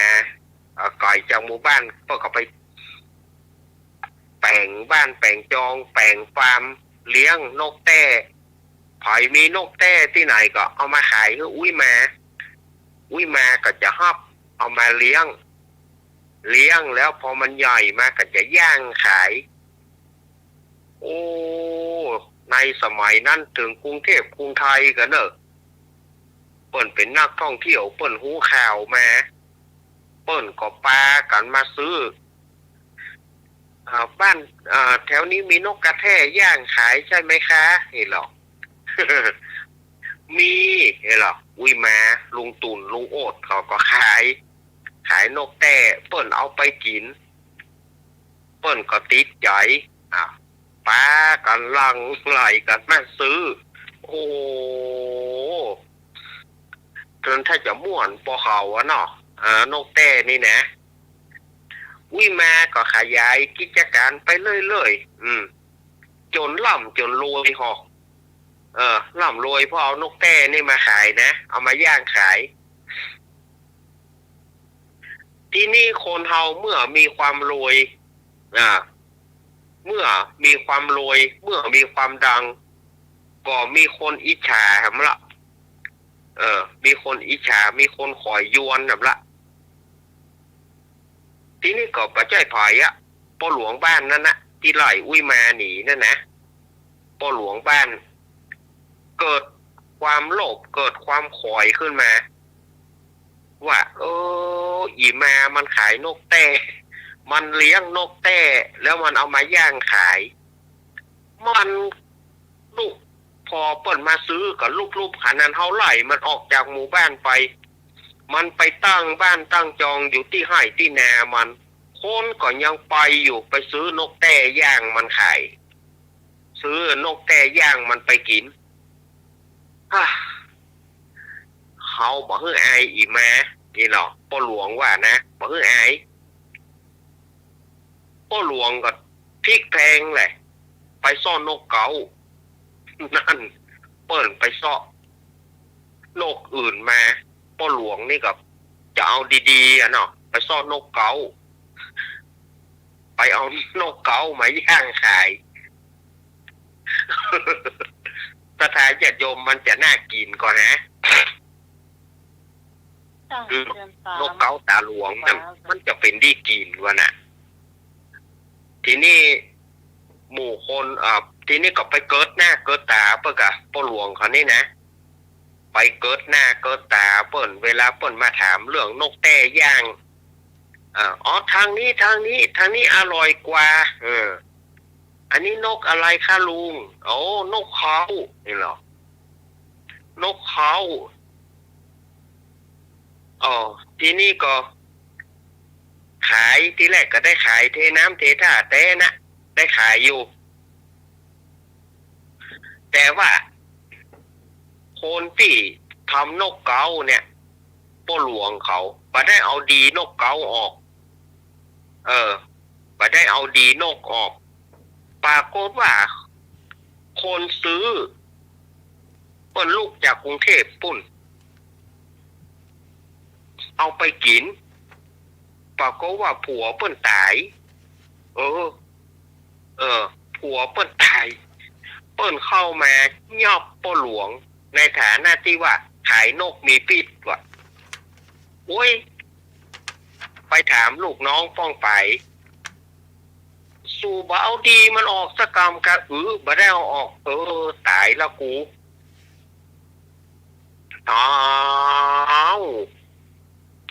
เปิ้นกินเปิ้นตายเปิ้นมาย่อบกูผลสุดท้ายก็บ่พ้นอุ้ยแม่อุ้ยแม่ลุงตุ่นลุงโอดเนี่ยต้องไปไทยเอาพ่อหลวงเขากับหมูลูกน้องพ่องไปผลสุดท้ายก็บ่พ้นอุ้ยแม่ในที่สุดก็พ่อหลวงก็ว่ามาเฮ้ยขอสู่มาอภัยเนอะข้าได้ว่าได้กล่าวสู่ไปได้ว่าได้หายสู่ไปประเดี๋ยวนี้ข้าก็ด้วยความอิจฉาริษยาข้าเอานกเก๋าไปขายเขาเปิ้นเขาซ้ำบ่เอาดีมันออกแต่ว่ามันมีปิดตายแล้วอีเฮ้ยประเดี๋ยวนี้จะขอมาเป็นลูกมือเนอะวะในที่สุดพ่อหลวงก็ต้องมายอมอุ้ยแม่หรอมาเป็นลูกมือขายนกแต้เฮ้ยอุ้ยแม่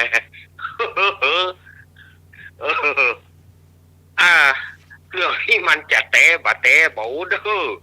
เปิ้นเล่าสืบกันมาเนาะอาตมาก็เล่าสืบไปนะ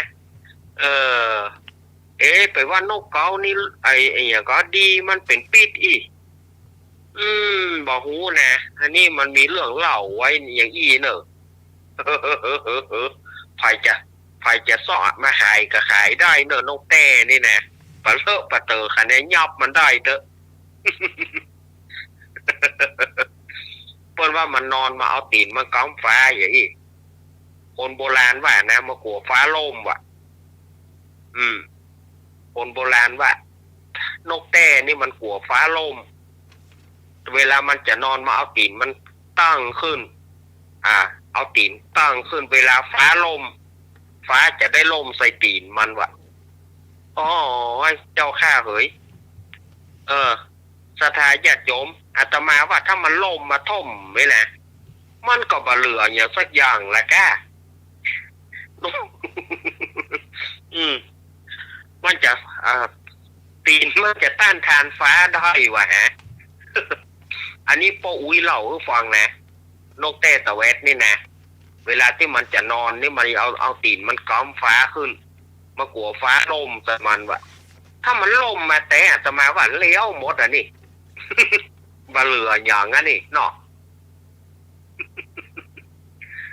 ประเดี๋ยวนี้ปลาเลิกปลาเต๋อเนอะนกแต่นะปลาเลิกปลาเต๋อเนอะ มันลูกไหนมา ตุก ล่ำ ที เหลือ มาขำเมื่อคืนว่านก เมื่อวาน ลูกไหนมาล่ำเหลือจ้ะ ฮะ มันลูกไหนมาล่ำเหลือแต่ก่อนที่มี แต่ก่อนบ่มีนะบัดเดี๋ยวนี้มันมีนะ วันเดียวนักเตอร์นักกว่ายิ่งถ้าฝนตกว่าค่ำเมื่อคืนเนี่ยมันต้องบินไปเตยห้องไปเตย ไอ้สะพ่องก็ผ่านลงแต๊กแต๊กแต๊กแต๊กพ่องก็ผ่านลงแต๊กแต๊กแต๊กแต๊กแต๊กแต๊กมันผ่านลงเนาะอันนี้ก็เป็นเกี้ยก้อมเนอะเกี้ยบะแย้ววันนี้นะสดายญาติโยมเหยเอามาเล่า มาเลยพี่พรจะมาเล่าเชี่ยมาเลยอาหารจ้ะอาหาร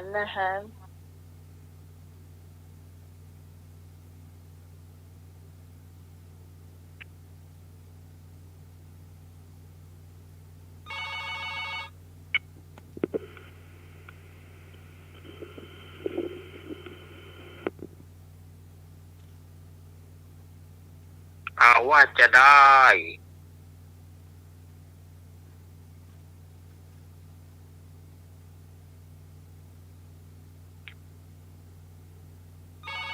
มีไหน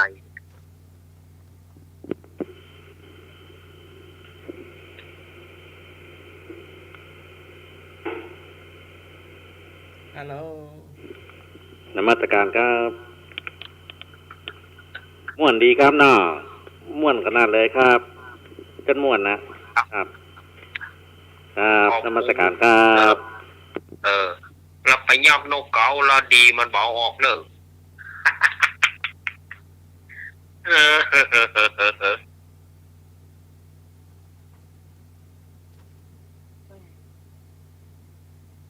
ี่มีการทานอาหารพี่พรเป็นพิกรมาโดยจ้ะ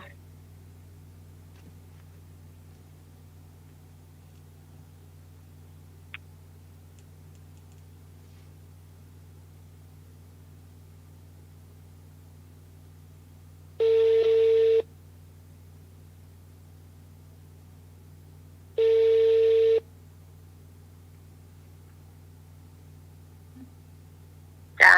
ตาภาษาเจ้า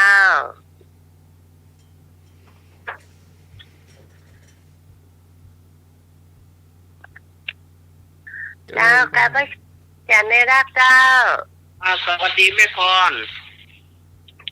วันนี้จะทำกับข้าวก่อนเนาะเจ้าแล้วเสียไว้ทีหลังเจ้าวันนี้มันมีเฮ็ดเนาะเมนูเฮ็ดเหมือนกันเจ้าวันนี้คั่วเฮ็ดลมใส่หน่อไม้ไล่เจ้า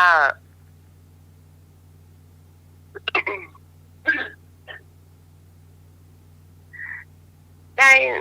เฮ็ดลมมา1 จานนะเจ้าประมาณ50 บาทเดี๋ยวนี้จานละ50ก่อนเจ้าเอามาล้างนะเจ้าล้างสะอาดเอามดดินมดอย่างหมดแล้วก็เสด็จน้ำมาแล้วเนาะเอามาหั่นสีนะเจ้าถ้าดอกใหญ่ก็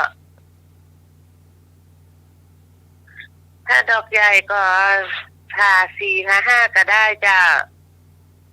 ถ้าดอกเล็กก็ผ่าเกิงหรือผ่า4ก็ได้ผ่าจนหมดอันเห็ดเนาะจ้ะแล้วใส่กระมังละไว้จ้ะเขาเตรียมเครื่องปรุงเนาะตำน้ำพริกตำพริกน้ำพริกหนุ่มหรือว่าพริกชี้ฟ้าก็ได้จ้ะ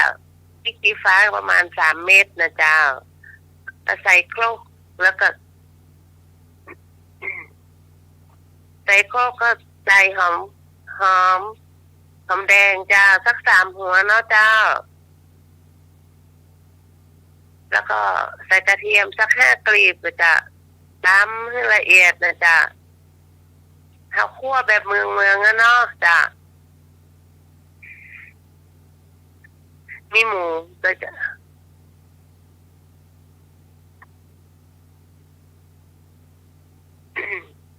มีหมูเนาะจ้ะหมู3 จานบางซอยบางๆเนาะจ้ะ3 จานอ่อนๆนะมันต้องเลือกเอาที่มีมันนักเอามีเนื้อค่อนข้างจะมีเนื้อจะหั่นประมาณ1 ขีดจะหั่นบางๆลงไปนะจ๊ะที่กระตำเสร็จแล้วอย่างนอเจ้านอแกะเปลือกออกนะไล่สัก3 หางก็ได้จ้ะสัก3 หางเดียวมันเป็นอยู่เนาะกิโลประมาณ60 บาทจะซื้อมาละจ้ะใช้3 หางเนาะแกะเปลือกออกล้างให้สะอาดใช้ส้อมฉีดที่มันเป็นนี่น้อยๆนะจ๊ะเป็นเส้นน้อยๆนะจ๊ะแล้วก็ตัดประมาณ2 ข้อมือเนาะเอาท่อนเอาข้อมันออกเนี่ยเดี๋ยวนี้มันข้อมันกับปะแกตะไดละเพื่อจะตัด2 นิ้วมือเนาะแล้วฉีกที่มันแยกออกจากกันที่เราขีดได้นะจ๊ะเตรียมละไว้มีใบขิงเจ้ามีใบขิงอ่อนๆเท่ากับใจค่ะเพราะไม่หอมละใส่ใบขิงหอมๆมาจากใบขิงล้างสะอาดหั่นฝอยเลยนะจ๊ะเตรียมใส่ถ้วยน้อยไว้จ้ะตั้งหม้อน้ำมันนะจ๊ะน้ำมันกระเทียมทุกเจียวลงไปนะจ๊ะเจียวแล้วก็เอาพริกที่เราตำเสร็จแล้วพัดลงไปนะจ๊ะพัดให้หอมๆนะเจ้าหอมเสร็จแล้วก็ใส่หมู3 จานที่เราหั่นไว้นะจ๊ะเอาหมูลงพัดเลยนะจ๊ะพัดไปพัดมามันหอมดีละจ้าเอาเห็ดลมเขาลงพัดนะจ๊ะพัดไปพัดมาใส่ซีอิ๊วขาวนิดหน่อยนะเจ้าแล้วมันต้องใส่นักบัวมันเค็มแล้วจะพัดไปพัดไปเรื่อยๆเนาะรอมันใส่น้ำนิดหน่อยเนาะเดี๋ยวน้ำเห็ดก็จะออกต้องใส่น้ำนักใส่น้อยหนึ่งจะครึ่งถ้วยน้อยหนึ่งพอมันเดือดเสร็จแล้วเนาะละว่าประมาณ5 นาทีหรือ10 นาทีนี่เห็ดมันก็จะสุกละจะใส่เห็ดสุกแล้วเราก็เอาหน่อเขาลงมาพัดโดยคลุกเคล้ากันไปนะเจ้าชิมดูรสถ้ามันล้ำเสียเราก็เติมก็ดีแค่สัก1จะพัดไปพัดมาเสร็จแล้วเราก็โรยสุดท้ายเราก็โรยเอาใบขิงโรยลงไปใส่ลงไปนะเจ้าพัดไปหอมดีกันเข้ากันดีแล้วปิดฝาปิดใส่เลยเจ้าได้กินละพัดเทศลมใส่หน่อไม้นะเจ้า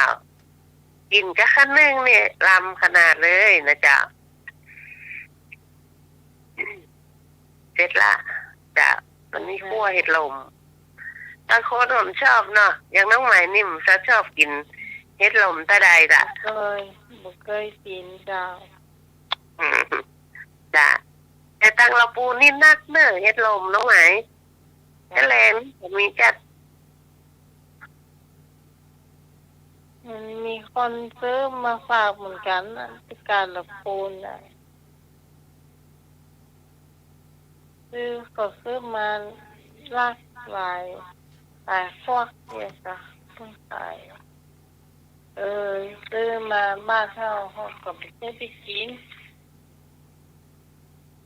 ลักไปให้คนอื่นแก่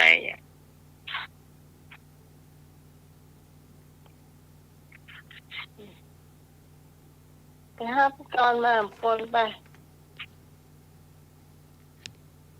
มีเกี้ยก่อ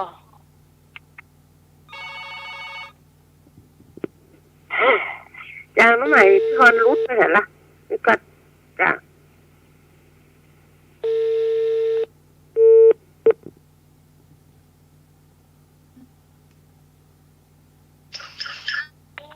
ค่ะ นมัสการค่ะ แต่ไปหาพี่พรกำรุด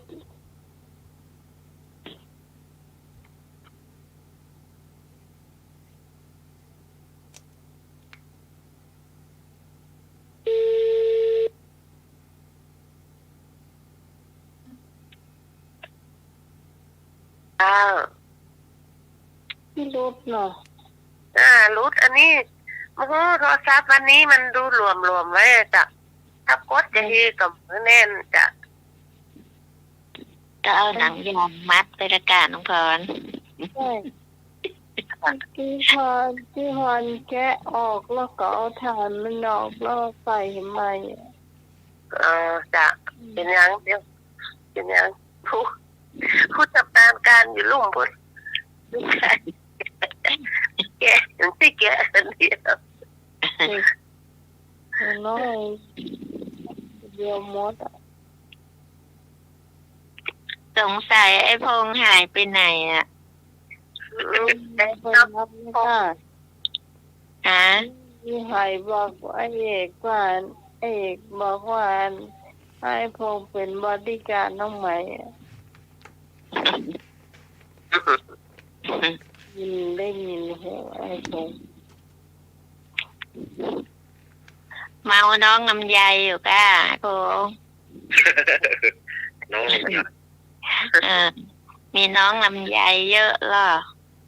จ้ะ น้องพรเราเจอน้องพรเนี่ย จ้าเตี้ยของพี่พรก็เป็นคนที่มิ่งเหมือนกันเจ้าวันนั้นมันมิ่งแล้ววันนี้มิ่งหน้าเข็มเจ้ามีผู้ชายคนหนึ่งเนาะที่ลุงใจมิ่งวันนี้เปิ้นฝนตกมาแล้วเพื่อจะไปซ่ออัวซ่อควายมาใส่นาเนาะเขาก็ไปกาดงัวเจ้าไปกาดงัวแล้วก็เอาตังไปซวย2,000 บาทเนาะ2,000 บาทก่อนมันจะมีค่านักเนาะเจ้าได้วัวได้ควายเป็นตัวนะเจ้าไปกาดงัวขณะที่ไปเดินทางเตียวออกไปปากซอยมันน่ะจะถึงกาดงัวละกับบังเอิญไปได้ยินเสียงมันด่ามีเดือดกันนี่ท่านน่ะมีเปิ้นก็จะว่าได้เป็นด่าท่าน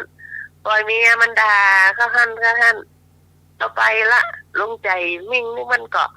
เดี๋ยวไปได้ยินเสียงเมียมันด่าผัวเนาะด่าไปแต่มามันก็ใจขึ้นแตนลุงมีใจขึ้นแตนเนาะเข้าไปเหมือนกันพูดพร่ำลำเพลงสักอย่างเข้าไปก็เอามือเข้าไปตบตาเคยมาตบซ้ายตบขวาเข้าซอกเอาซอกเข้าเอาจอกใจเข้าใส่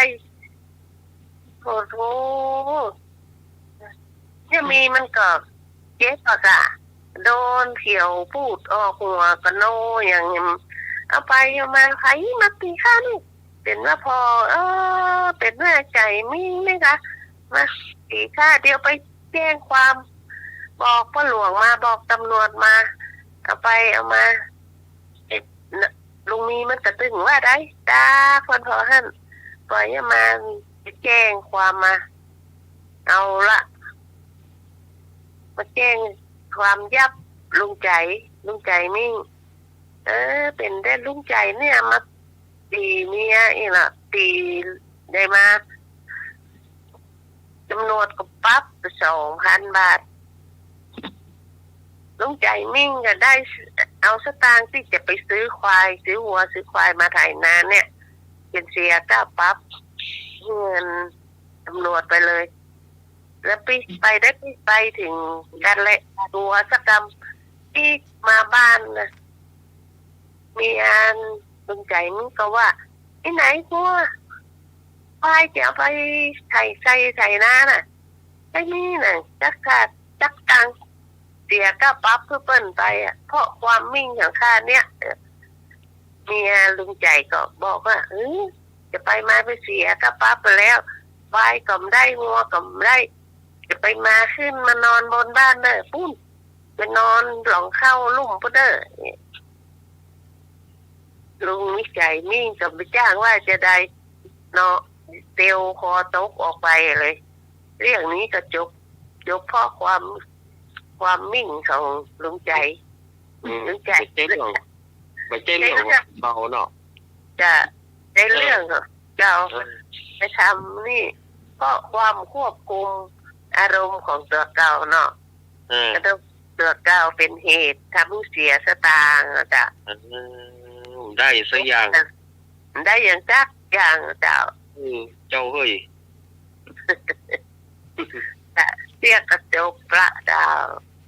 มีกี่เรื่องบาน เรื่องเดียวกัน ไปนึกมาให้ดีแล้วเอามาแหม เจ้าอาจารย์สมัครมีไหนเจ้า ต่อ เจ้าก้อมอาจารย์สมัครมีไหนเอานิมนต์เจ้า คนฟ้าหน้าดำอ่ะคนเน้นนัดก็เอารูปเน้นปาโลทาคีโมกะนะครับดูเน้นคนฟ้าหน้าดำอ่ะเห็นแก่แก่นตากับเขี้ยวโอ้เปาคีโมมาจากไหนเนาะ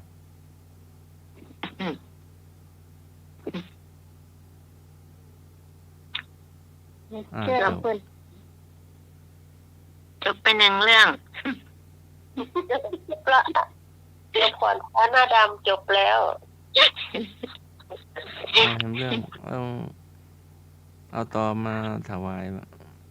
น่าจะเป็นแตนก้านเนาะ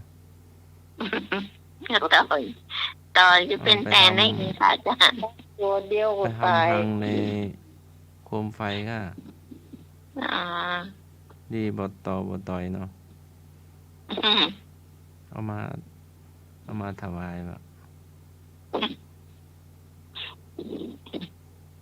ถ้าสันไปเลยแต่มันจะนี่ก็เป็นพื้นก็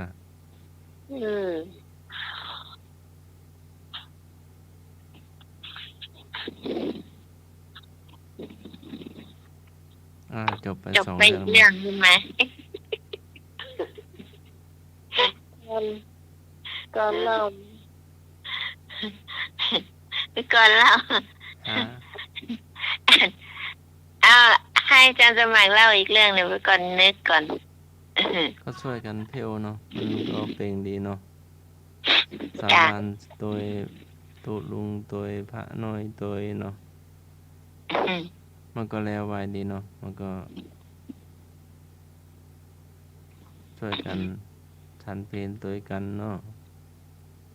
เที่ยวตัวกันเนาะจับมันก็แล้วแล้วก็สะอาดตาดีเนาะเจ้าจบไป3 เรื่อง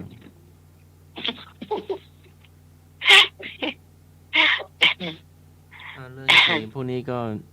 มีสวดมนต์ให้ถวายพระเจ้าอยู่หัวเนาะก็เทศก่อนเนาะเทศแล้วก็สวดแล้วก็จนถึง10 โมงก็สวดเสร็จก็ลั่นของลั่นระฆังพร้อมกันทั่วประเทศทุกวัดเนาะก็ศรัทธาอยู่วัดไหนใกล้วัดไหนก็ไปวัดนั้นเนาะวัดบ้านตัวเก่าเจ้าชวนกันเนอะ วันพุธเป็นที่กองไหนที่จะมาตันนั่นเลยวันพุธนะ6 โมงก็ไปวัดเลยแหละพรุ่งนี้จะมาดิขนาดวันนั้นตันสักกรรมหรอกเข้ามาจะได้เที่ยง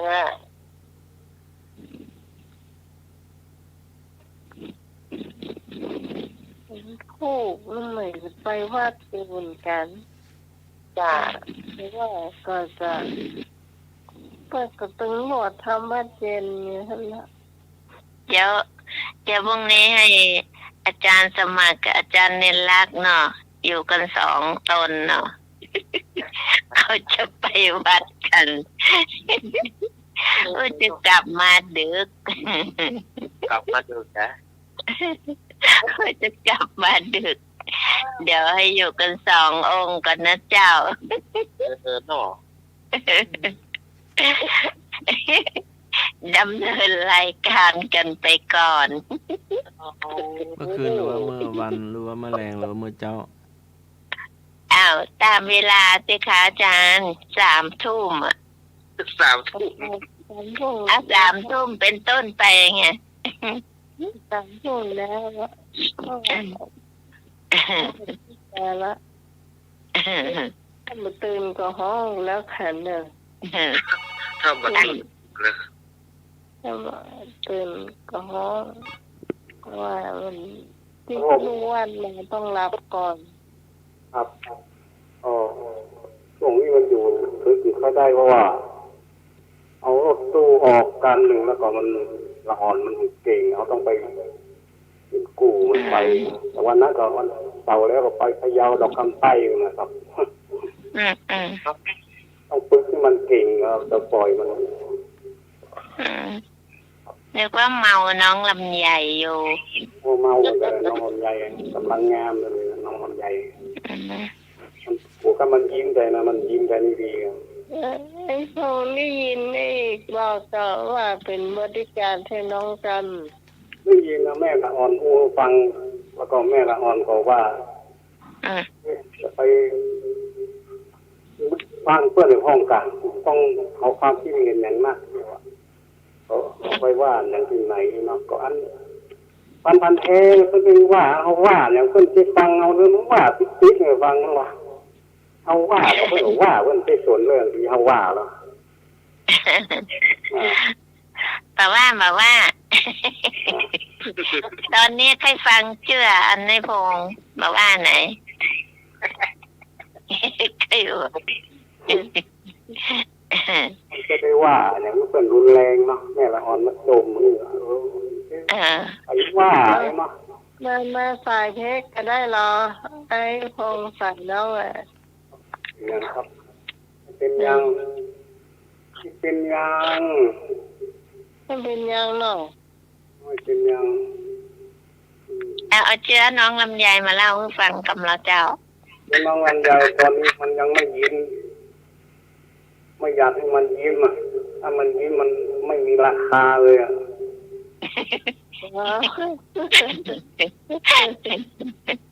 เลยต้องดูแลอย่างดีใช่ไหม เราไปใต้ต้นเมื่อไหร่ก็ยิ้มใส่เราอยู่ฮะหนาวไม่อยากออกเลยไหว ที่คนยังอยากให้ยิ้ม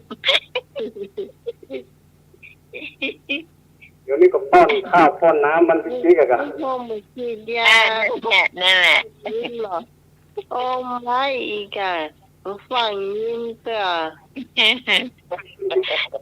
บอกมันไปฟัง ไอ้พงบอกน้องลำไยอย่างเงี้ยจ้ะบอกว่า น้องไอ้รู้แล้วว่าน้องจะยิ้มน้องอย่างแบบต้องยิ้มเถอะเดี๋ยวไอ้จะพาน้องไปเอว ไปยิ้มจะไปยิ้มของฟังนะครับ มันแบบน้องอย่างมะลึงเอีย ดึงเกินเป็นนั้นเป็นไม่ละอ่อนเอาเป็นบริการไทยเรื่องอย่างเนาะต้องพูดมันได้ก้าไอ้เนาะเอาเป็นบริการไทยที่ไหนก็ดูเล่นกันมาได้ไปจะไปข้าวเก่งกันเนาะ ขอพี่อย่างไว้ก็จะได้จำไว้นะ ติดบ้าส่วนปรุง หรือว่าถึงปรุง ค่ะ หรือว่าถึงปรุงเรากู้คนสึงตึงเนาะ ค่ะ อยู่เนาะเจ้า ท่านแท้ท่านรักโทรเข้ามาเยอะเหมือนกันอู้ก็ได้เป็นยังหน้าป้ากันก่อนยับมือกันเซลเดี๋ยวเดี๋ยวคัดเลยพร้อมเดียวโลไอ้พงเลยหายไปเลยพง อะไร เออ เสาแล้วนี่ไปเราคำใต้อยู่นะครับ อ อ๋อ มาพอถึงคืนวันอาทิตย์มาบ้านถ้ายังไม่เข้าเพราะว่าแม่ละอ่อนรู้ความแม่ละอ่อนมันฟังอยู่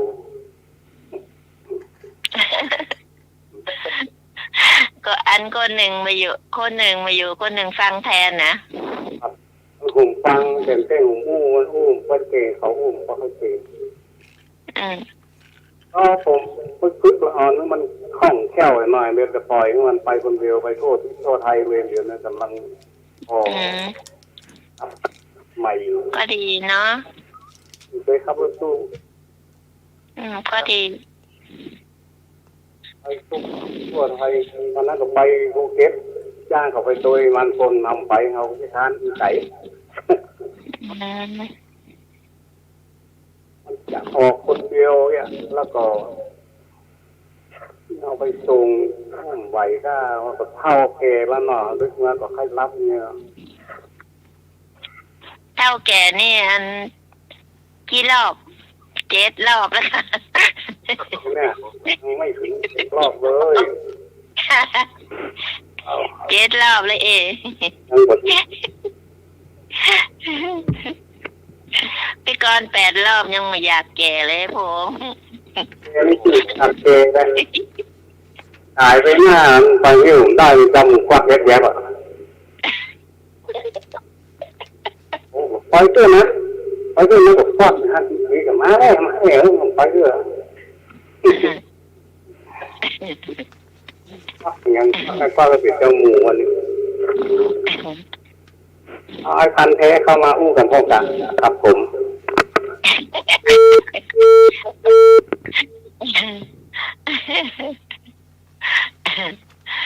นี่กับจอนนึกออกไป เอาไว้เชื้อไอมันเนาะเพิ่นว่าเพิ่นใส่บาตรเนาะพระก็เดินมาเป็นแถวๆเนาะอันผัวกับเมียก็ใส่บาตรอยู่เนาะแล้วทีนี้เพิ่นให้พรเพิ่นก็นั่งเนาะมันยังลุกได้มากมันมาฉี่ใส่หน้าอันหมู่อันสองสามีภรรยาที่อันนะที่อันกำลังไหว้พระกรวดน้ำอยู่อัน ที่ใส่หัวมันที่ใส่หัวมันกำลังนั่งยองๆแล้วยกมือไหว้เด่นไหว้แล้วกันที่เจ้าที่เป็นมาฮับบาทฮะกำลังจะฮื้อปอนก็บ่ได้ฮื้อปอนสักกรรมปากันไข้หัวใหญ่อ่ะ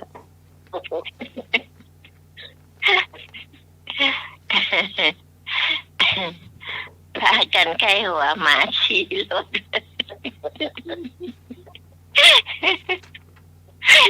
แต่ว่า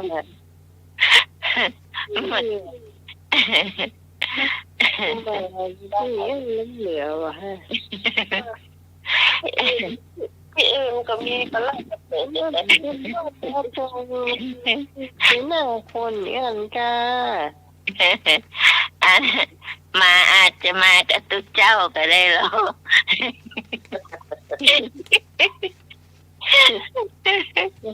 มาเนี่ยมาตัวอาจารย์สมัครต้องไหลแล้วก็รอบอาจารย์สมัครจะไล่เปล่า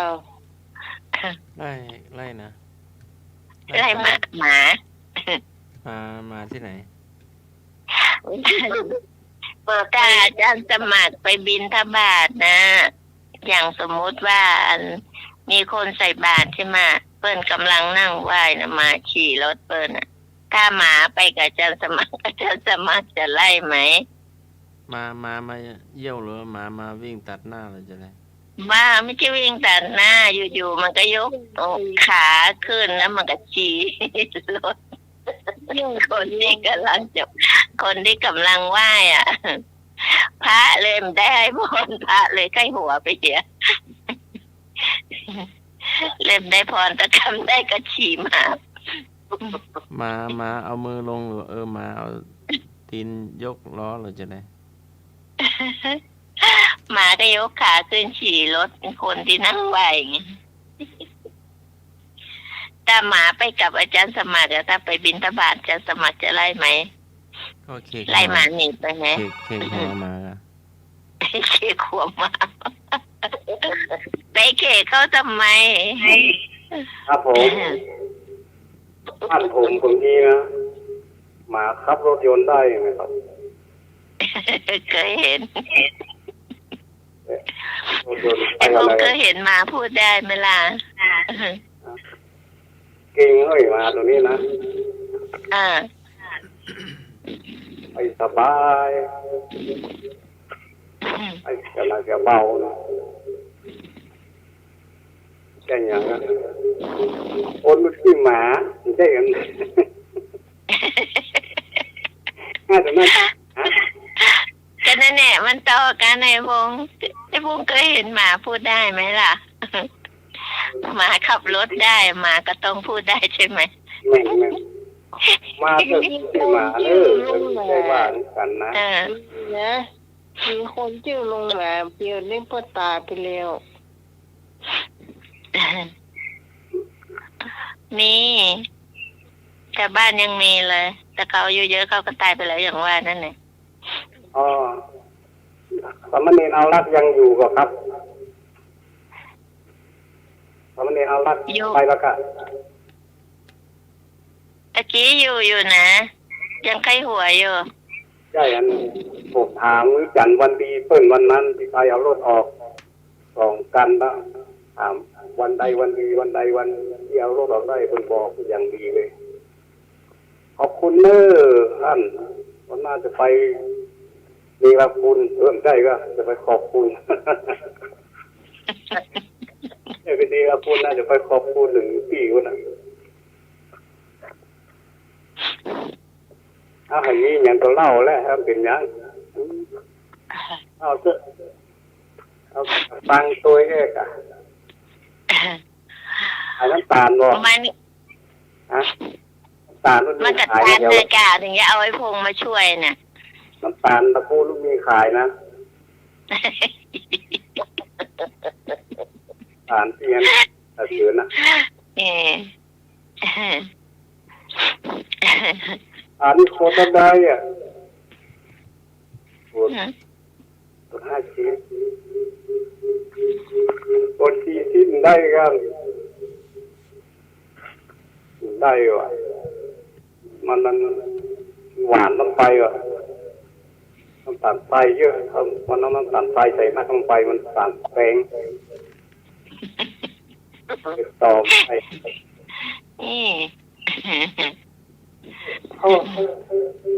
อันนี้นะค่อยคอเพื่อนอ่ะคนนักใจว่าหรอวันกันนี่บ่เลือดห้ามอ่ะ ข้าวครับ ไม่ได้ไอ้ของยำเอาแม่แม่บ้านเขามาอู้ตัวเจ้า แกนแกน ค่ะ ปั้นกันนะคูณกันมากับเรือนห้ามนี่ว่าเกคณะ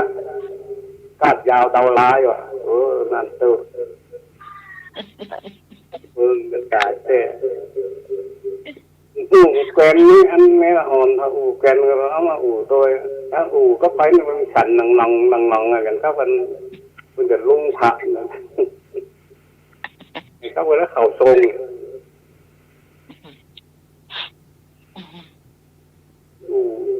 พบเก่งก็ได้ถ้าอย่างน้องคอเขาดีจังพี่กรพี่พรบางทีสมัยก็เก่งอ่ะแค่เก่งนี่เอาหับตั้งจัดเก่งเลย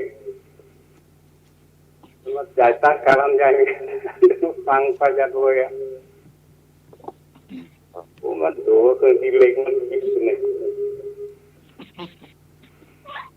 อันนี้อันนี้ใหญ่อันนี้เห็นพอได้พอนี่ก็50 บาทตามห่อ100ได้กัน ได้แมวมันเขียวนึ่งแมวอ่ะอันเดียวนึ่งหลังคุณเห็นแมวมันเขียว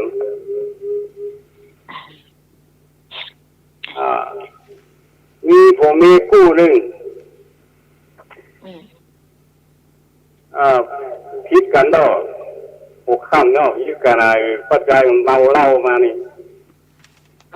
เกิดกันอัดนี่ก็มีมันได้อีกอ่ะเอาโคไปครับไอ้กระสอบไปนี่ไปเงินประตูก็เชื่อไม่กองตัวเล็กอ่ะต้องมาจับเราจะไปแล้วต้องมาจ้องต้องมาดึงอ่ะเดี๋ยวบอกใจเป็นว่าเล็กน้องเอาว่ามีมันดึงมันไวหรอกเป็นประสบการณ์เรื่องนี้นะ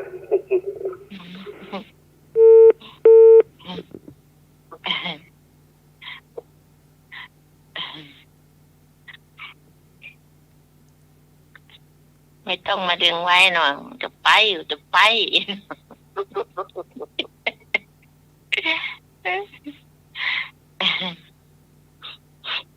อ้าวอาจารย์สมัครเจออาจารย์สมัครมีไหนเอาก็5-6 เรื่องเราเอาแฮมเรื่องเนาะเจ้า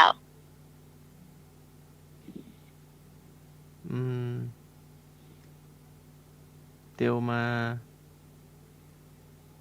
เตียวมาตัวแบบไปตัวช่วยกันเพียววัดอะธรรมสถานนะเตียวมาตัวเนาะถ้ามาอู้บ่ได้กันรู้จะได้ดูอู้ในใจไปตัวนึงก็บอกว่าไงอ่ะเขาคิดว่าไปตัวนึงเขาคิดว่างั้นนะรอกำมือเห็นเตียวมานะ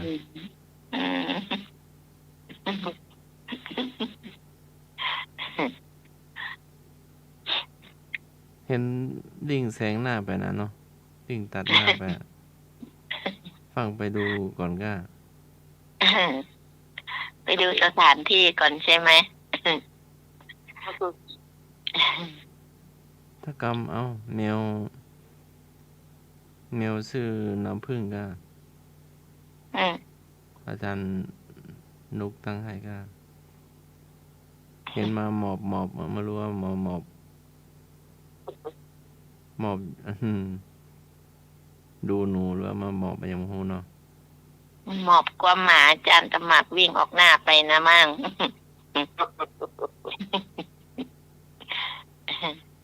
ตัวโบได้โบหันผิดกันนะโบหันไล่กันนะแต่หมาเฉากล้วยก็ไม่รังแกกันไม่กัดกันนะก็ดีอ่ะดีเนาะเคยเล่นแต่นั่นน่ะเคยคุ้นกันก็เลยจะได้พูดนะมาหมอบหน้าเฝ้าหน้าห้องเฉากล้วยก็มาหูกระต่ายก็มาเข้ามาเป็นเพื่อนกันเนาะบางทีก็นั่งกงกน่าจะช่วยเพียวขี้โคห้องเนาะ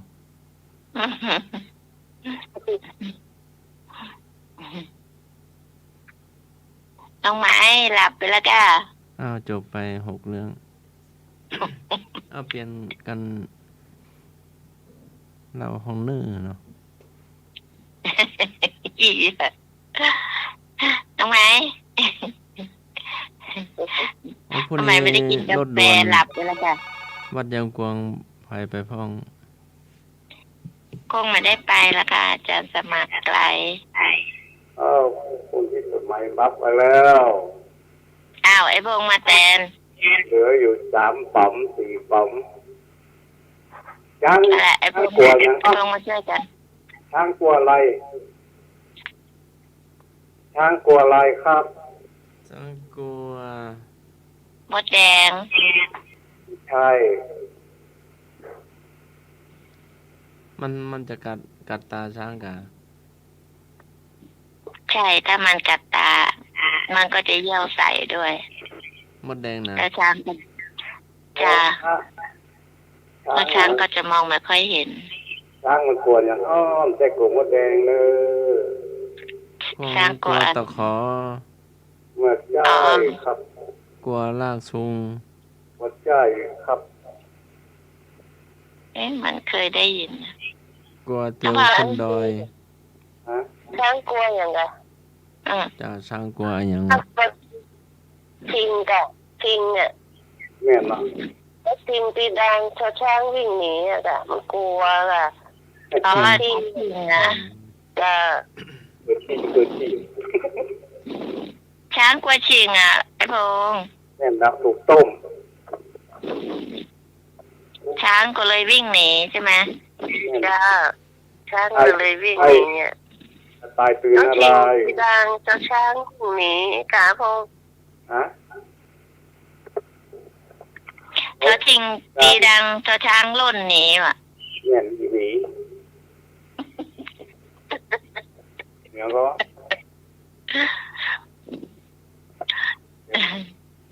ผมไม่ถูกว่าเขาถึงกระดังกระชังดี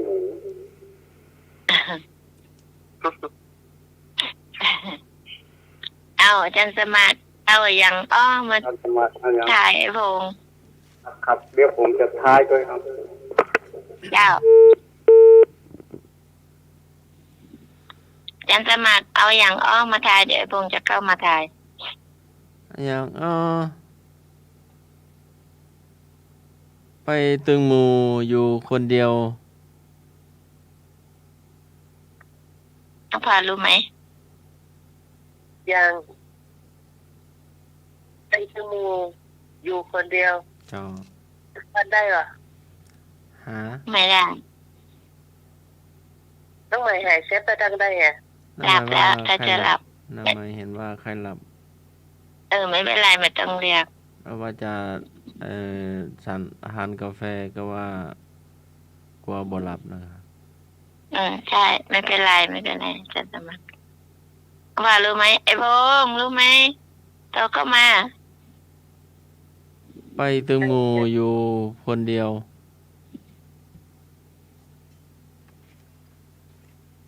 ไม่เคยได้ยินเมื่อก่อน นั่นน่ะค่ะไปเป็นหมู่อยู่คนเดียว เน่าเน่า เฝ้าศพ อ๋อ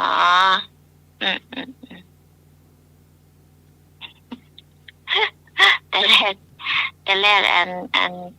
ที่ร้องเพลงนะพี่กรณ์ว่าจะขอเพลงมาตัดไว้อาจารย์สมัคร ฮะ พรุ่งนี้ถ้าเขาเปิดอันนั้นจบแล้วถ้าอาจารย์ไม่ได้เปิดอาจารย์สมัครเปิดกันนะ เปิดประตู อยาก วั ฟั ด ง หรือว่าเปิดอะไรอย่าง ฮะ เปิดประตูโบสถ์หรือว่าเปิดประตูวิหารหรือว่าเปิดอะไรอย่าง พรุ่งนี้เขาเลือกเพลงไว้2 เพลง ถ้าเขาเปิด2 เพลงนี้จบแล้วอาจารย์สมัครเปิดเพลงประสาทไว้ให้เมื่อก่อนฟังคำเหมือนเคยได้ยินครั้งหนึ่งนะเมื่อนานหลายปีไม่รู้ใครเปิด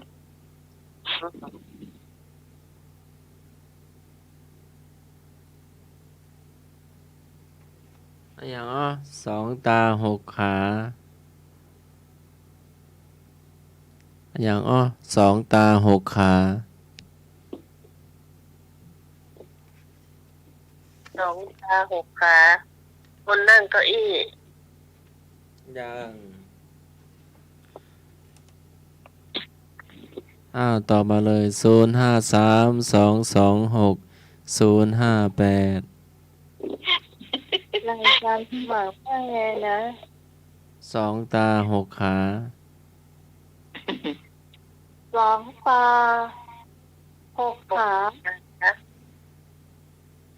2 ตา 6 ขา ที่ว่าคนนั่งเก้าอี้ก็ยังใจแต่ว่าโอ้ยังนะมันก็6 ขา2 ตา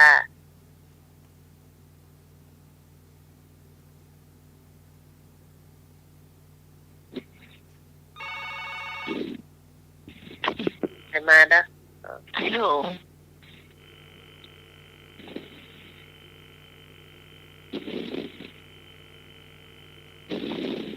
ฮัลโหล นมัสการครับ ตอบว่าได้2 ตา 6 ขา เพลงประสาทไหวน่ะม่วนดีเหรอน่ะเปิดเลยประสาทไหวสนับสนุนตัว ชอบให้ฟังเลยน้ำมันเองเด้อ ประสาทไหวเหมาะขนาดเลยนอกม่วน การค่า เดี๋ยวแฟนมันแท้ตอบปัญหากำลังอาจารย์สมัครถามปัญหา2 ตา 6 ขาอย่างวางไปแล้ว ชื่อของก็มา 2 ตา 6 ขาเหรอ จ้า คนขี่ม้ามันมีกี่ ใช่ไหม ขา อาจารย์สมัคร มี ไม่ ขา ม้ามันก็มีอีก2 ตาคนก็มีอีก2 ตาก็เป็น4 ตาแล้วค่ะ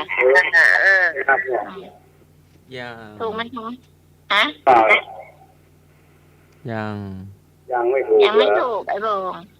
อ๋อยังไม่ถูกจะเป็นอันยังน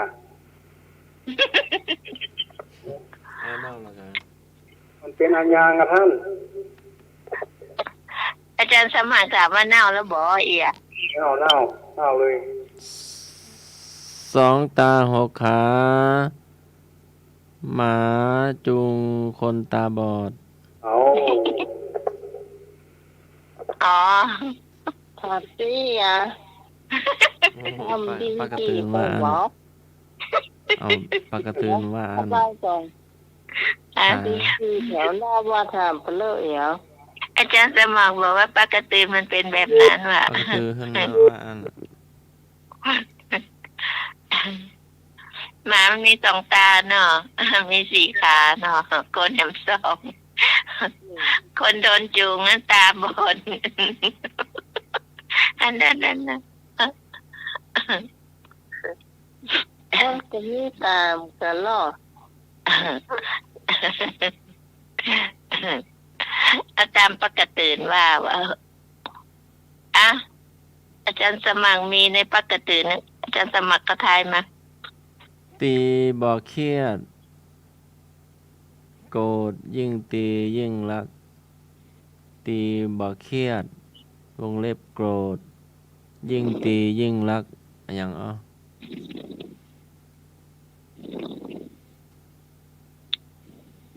ดีสักเที่ยยิ่งดียิ่งรัก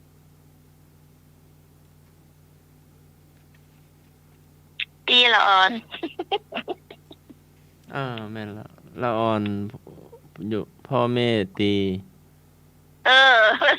คนเดาเอา ตอนนี้พ่อแม่ตีไม่ได้เนาะกฎหมายอีก ยิ่ง ครู ดี ก็ ยิ่ ตี ง ลูกศิษย์ไม่ได้อีกเนาะ ถ้าไม่ตีก็ไม่รักเหมือนจะสอนนะเนาะคนอื่นตีไม่ได้ยกเว้นพ่อแม่ ตีเดี๋ยวจะโดนหมายละ เอ้าทายไปเรื่อยๆ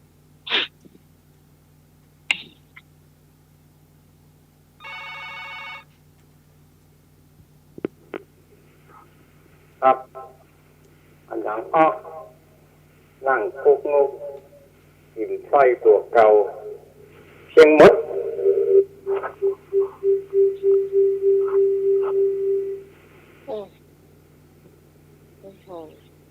เปิดวิธี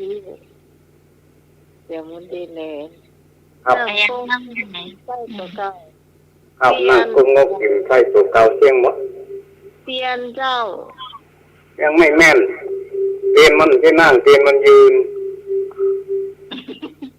กำมาอ่านก็โกม โกมใจผังมัน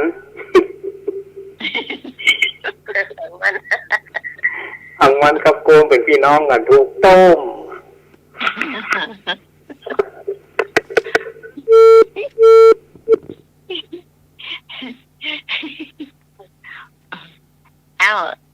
มัครสู้กับไอ้พงษ์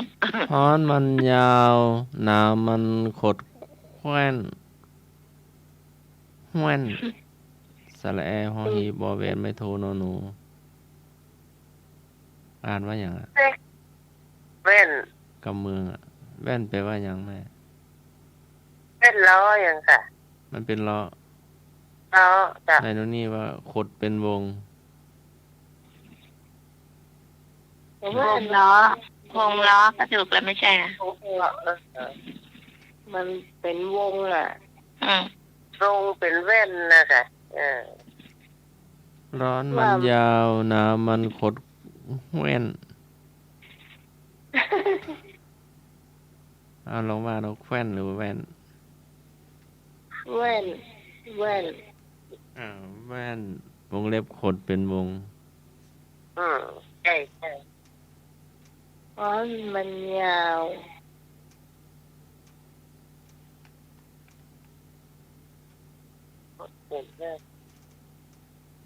หนาวมันฮดดิจ้ะ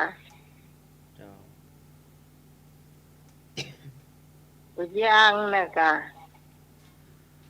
ยังรถอ่ะ หมาขดตัวนอน อ๋อ ต้องใส่ยี่ป่ะ เอาหัวปลากระตือนเขาจดไว้งั้นนะ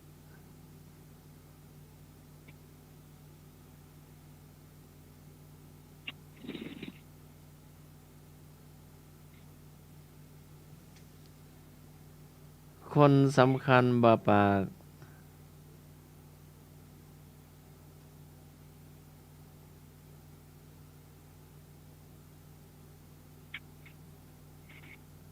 มีแค่นั้น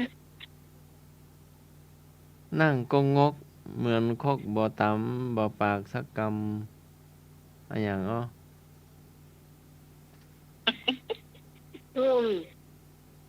หุ่นยนต์ ตุ๊กตา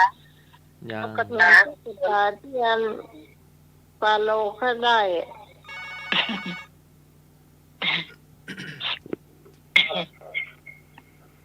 นั่งกงกเหมือนคกมาตามมาสักคำคนใบ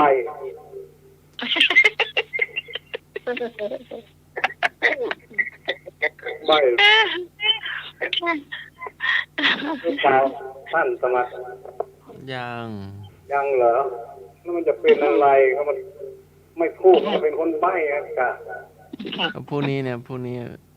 ศรัทธาพระสงฆ์ก็จะไปนะ เนาะ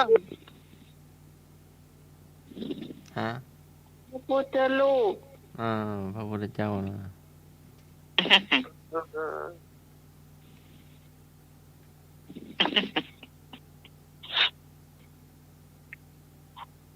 หัวมันไม่ค่อยแน่นมที่กินกาแฟกันจะกินแล้วกว่าบรรลับเลย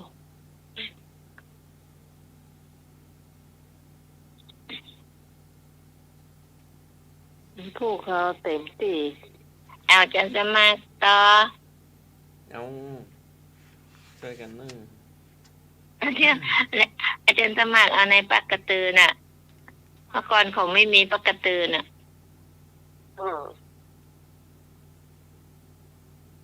จะถามอาจารย์สมัคร ขาสามเต้าฮะ เปลี่ยนกันถาม เอาไม่ถาม กำเดียวอันถ้าใกล้จบใกล้เปิดเพลงที่อาจารย์บันทึกเอาไว้รอบสุดท้าย อาจารย์แยกเสียงพี่กรณ์กับพี่พรบุตรได้ อาจารย์เปิดว่าใจก็จำวัดไปพักผ่อนพวกนี้วันศีลเนาะ ก็อาจารย์สมัครแต่ก็เปิดอ่ะ มันมีตั้งหลายท่อนอ่ะท่อนต้นท่อน เอา กลาง อัน ท่ สุดท้าย ปล อันสุดท้ายนะจ๊ะ เจ้าดู มันจะมี ก่อน บอกหมายเลขอ่ะ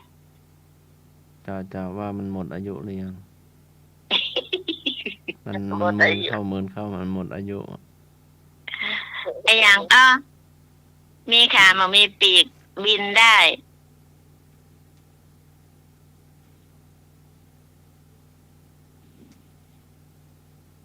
ม มีขา ไม่มีปีกแต่บินได้ ไม่มีปีกบินได้ อาจารย์สมัครอะไรยังอ้อ ไม่มีค่ะมีขาไม่มีปีกแต่บินได้ นกหวีด มาใจไอ้พงษ์อะไรยังอ้อน กกระจอก ไม่ใช่ นกกระเวา มันก็มีปีกมดแบบเนี่ย ไอ้พงษ์ นกแอร์นกคุ้ม ไม่ใช่ นกหัวขวาน ไม่ใช่ คนเหาะ นกจิบ ไอ้พงษ์ไอ้พงษ์อ่ะ ใช้สมัครก็บินทบาท เสียงใจอะหลวงตากินเหรอ เสียงลูกตานะไม่ไง เสียงหลวงตาอ่ะเอ้ยเสียงไอ้เอกเสียงไอ้เอกกับเสียงนั้นหลวงตากิจจะเหมือนกัน เสียงลูกตา เสียงหลวงตา เพ เสียง ราะว่าบิน เสียง ท ก็ บาท จะคล้ายๆนั่นแหละเสียงหลวงตา เสียงใหญ่ก ตอ ว่า นนี้6 โมงเช้าแล้วกะหลวงตาเรียกไปบินทบาท แล้วพรุ่งนี้10 โมงดูดี การสมัครดูนาฬิกาอยู่นะนาฬิกาตายล่ะถ้าเกิดนาฬิกาไม่เดินไม่ดู ต้องดูตอนเช้าๆก่อนเดี๋ยวมันได้ตีกลองมันได้ตีของต้องตากรีดบอกไปแล้วเหรอ หนูว่า การสมัคร มีของมีของมาใหม่เนอะ ครับอย่างก็ เจ้า อย่างก็นกแต่อย่างก็บินวู้ที่สุดอย่างบินสูงแล้วก็เย็นครับ นกแอร์ นกแอร์ เจ้า ถูกต้มแล้วก็ตุ๋นด้วยนะ ตะกี้หล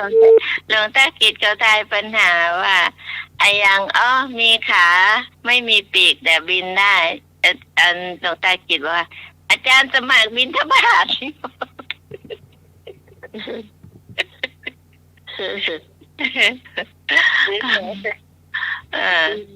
พรุ่งนี้จะบินที่ไหน อาจารย์สมัคร บินที่สายหน้าวัดกับสายหลังโรงเรียนเนาะบ้านเหนือบ้านใต้เนอะบินแล้วก็จะมาฟังเทศน์อาจารย์พระครูโอปออาจารย์พระครูสมุทิรเชษฐ์องค์แสดงพระธรรมเทศนาเนาะ เปิดเพลงก่อน เดี๋ยวเราจะจบรายการละให้สามสาวร้องเพลงกันใครจำได้ก็บันทึกไว้ก็แล้วกันอาจารย์นี่จำไม่ได้เลยแยกเสียงออกที่จริงฟังพี่กรณ์กับพี่พรกันน่าจะออกอยู่ เสียงไม่ใช่เหมือนกันนะ อันเสียงน้องใหม่กับเสียงน้องพ่อเนี่ยจะคล้ายกันมากกว่า เนี่ยไฟล์ตัวนี้ก็เริ่มหมดอายุไม่สามารถเข้าถึงได้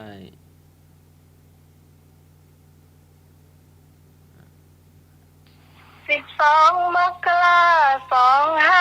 ม 2568มันเป็นเดือนแรกของปีงานประเพณีที่ทำกันไว้ท่านจำได้ไหมโทษพระบาทาคีบอกกล่าวเพื่อนพ้องที่น้องเอาลุงคนป้าอยากสร้างบารมีจงช่วยเกื้อกูลสนับสนุนเราหน่อย100 200 300ก็ยัง ดีงานประจำปีที่เคยทำไว้ถ้าป่านั่นไงรอทอดถวายเดือนนี้บอกกล่าวเพื่อนพ้องพี่น้องหญิงชายเป็นแฟนทั้งหลายที่ฟังคลื่นนี้มาช่วยกันเติมบุญสมทบศาสนาจะได้อยู่ครบถึง5,000 ปีเราไม่เคยเลิกแต่เราจะบอกคุณผ่านคืนนี้ถ้ามีจิตมาให้ตรีสิ้นปีคอยสมทบมาโอเคได้อยู่เอาก็เปิดประกรรมแผลดีเนาะ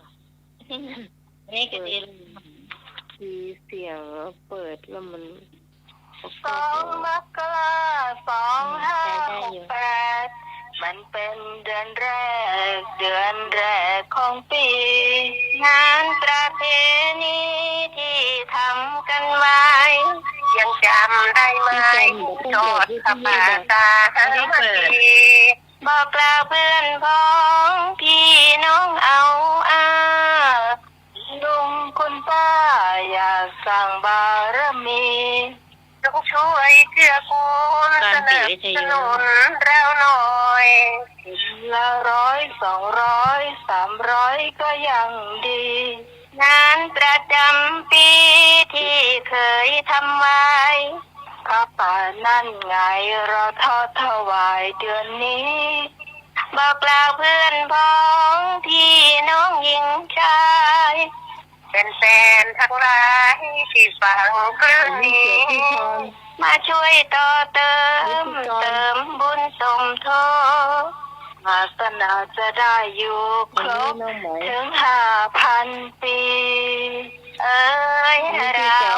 ไม่เคยหลอกแต่เรา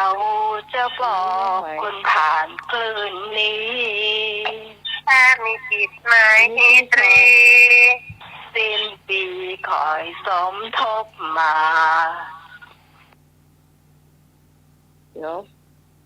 ที่จริงเสียงน้องใหม่กับเสียงน้องพรจะคล้ายกันนะเสียงพี่จะเล็กกว่าอาจารย์จำได้แค่น้องใหม่คนเดียว2 คนนั่นเหมือนกันนี่แหละเพราะว่าบอกเหมือนจะได้ก็เหมือนนะถ้าฟังดีๆไม่เหมือนถ้าฟังสัก2-3 รอบเนี่ยจะว่าเหมือนเจ้ามูไปไหนเจ้ามูหายไปไหนฮะไอ้มีคนไปทางใดอ่ะเดี๋ยวให้พงเสียงกล้องอ่ะอย่างก็พักผ่อนเจ้ามูไปทางใดไอ้หนุ่ยอ่ะแกพักผ่อนอยู่เนาะพักผ่อนนะจ้าพักผ่อนนอนหลับใช่พักผ่อนนอนหลับพักตื่นมาใจสีไปกันพวกมาใจสีหรือวันก็ได้วันอาทิตย์อ่ะจ้านอนหลับพักสิบเยอะกับ40นะป๋าหนุ่ยไอ้บงเดี๋ยวว่าให้พงไปตามมาที่บ้านก็แล้วกันเนาะตามมาที่บ้านครับบอกไปตามที่บ้านไปเลยนั่งรถแก๊ปไปเนาะครับบ้านเปิดอยู่อย่างละจ้างเดินบ้านอยู่สันติธรรมตรงไหนไม่รู้สันติธรรมผมผ่านบ่อยเลยไม่ได้แวะนะเนี่ยไปแวะหากันหน่อยอันเจ้านายถ้าจะขายโรงแรมได้ถ้าเงินถ้าหล่นทับไม่รู้เจ๊กันเนาะไปอยู่โรงแรมอยู่คนเดียวเจ้านายจะขายโรงแรมที่ไปดูแลอยู่อ่ะสงสัยเจ้านายแบ่งเงินให้จะหล่นทับไม่รู้ทับกองเงินกองทองของคนรักอ่ะใช่อันก็จะไปดึงอีปึกล่างละไอ้พวกถ้าจะหล่นทับอยู่ลูกไม่ได้น่าไปเอาปลาไปกล้าเอาไว้ว่าอย่างนั้นหรือว่าจะโซนนะ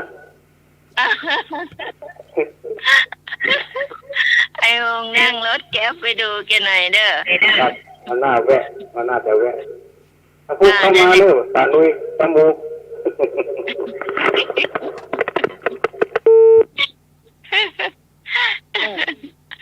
หมดเวลาจันในรักมีไหนล่ะลาไปยัง ลาไปก่อนละแก้ลุงแม่ ให้รับนะ ไม่เป็นไรไม่เป็นไรแต่นี่ยังหัวไข้หัวอยู่มันจะถนัดท จะสมัครลาเจ้า ฮะ ไม่ต้องแหมันแล้วกล้านะ จะหมดเวลาแล้วจ้ะ อัตตาหิอัตโนนาโถตนแลเป็นที่พึ่งของตนค่ำคืนนี้ก็ไหว้พระสวดมนต์แผ่เมตตาญาติน้ำอุทิศให้บรรพบุรุษหลับเป็นสุขตื่นมาเป็นสุขขอเจริญพร ค่ะนักวิชาการ ขอบคุณคุณผู้ฟังที่ฟังรายการจนจบรายการนะเจ้าขอบคุณพระอาจารย์พระครูสมุวิศวัตวรกิจโตผู้อำนวยการสถานีผู้ควบคุมเสียงเลือกเพลงคุณผู้ฟังได้ฟังตัวสำหรับข้าเจ้าพิสมัยสุริยดอนขอบคุณอาจารย์สมัครยานาสีโลเจ้าขอบคุณพี่พรเจ้าขอบคุณพี่กรกมลเจ้า จ้า จัดรายการในวันนี้สำหรับวันนี้ทีมงานธรรมะใครเกินเราต้องลาคุณผู้ฟังไปก่อนเขาจะมาพบปะกันใหม่เจ้าในคืนพรุ่งนี้3 ทุ่มเป็นต้นไปสำหรับวันนี้พร้อมกันเนอะสวัสดีเจ้า ค่ะสวัสดีจ้า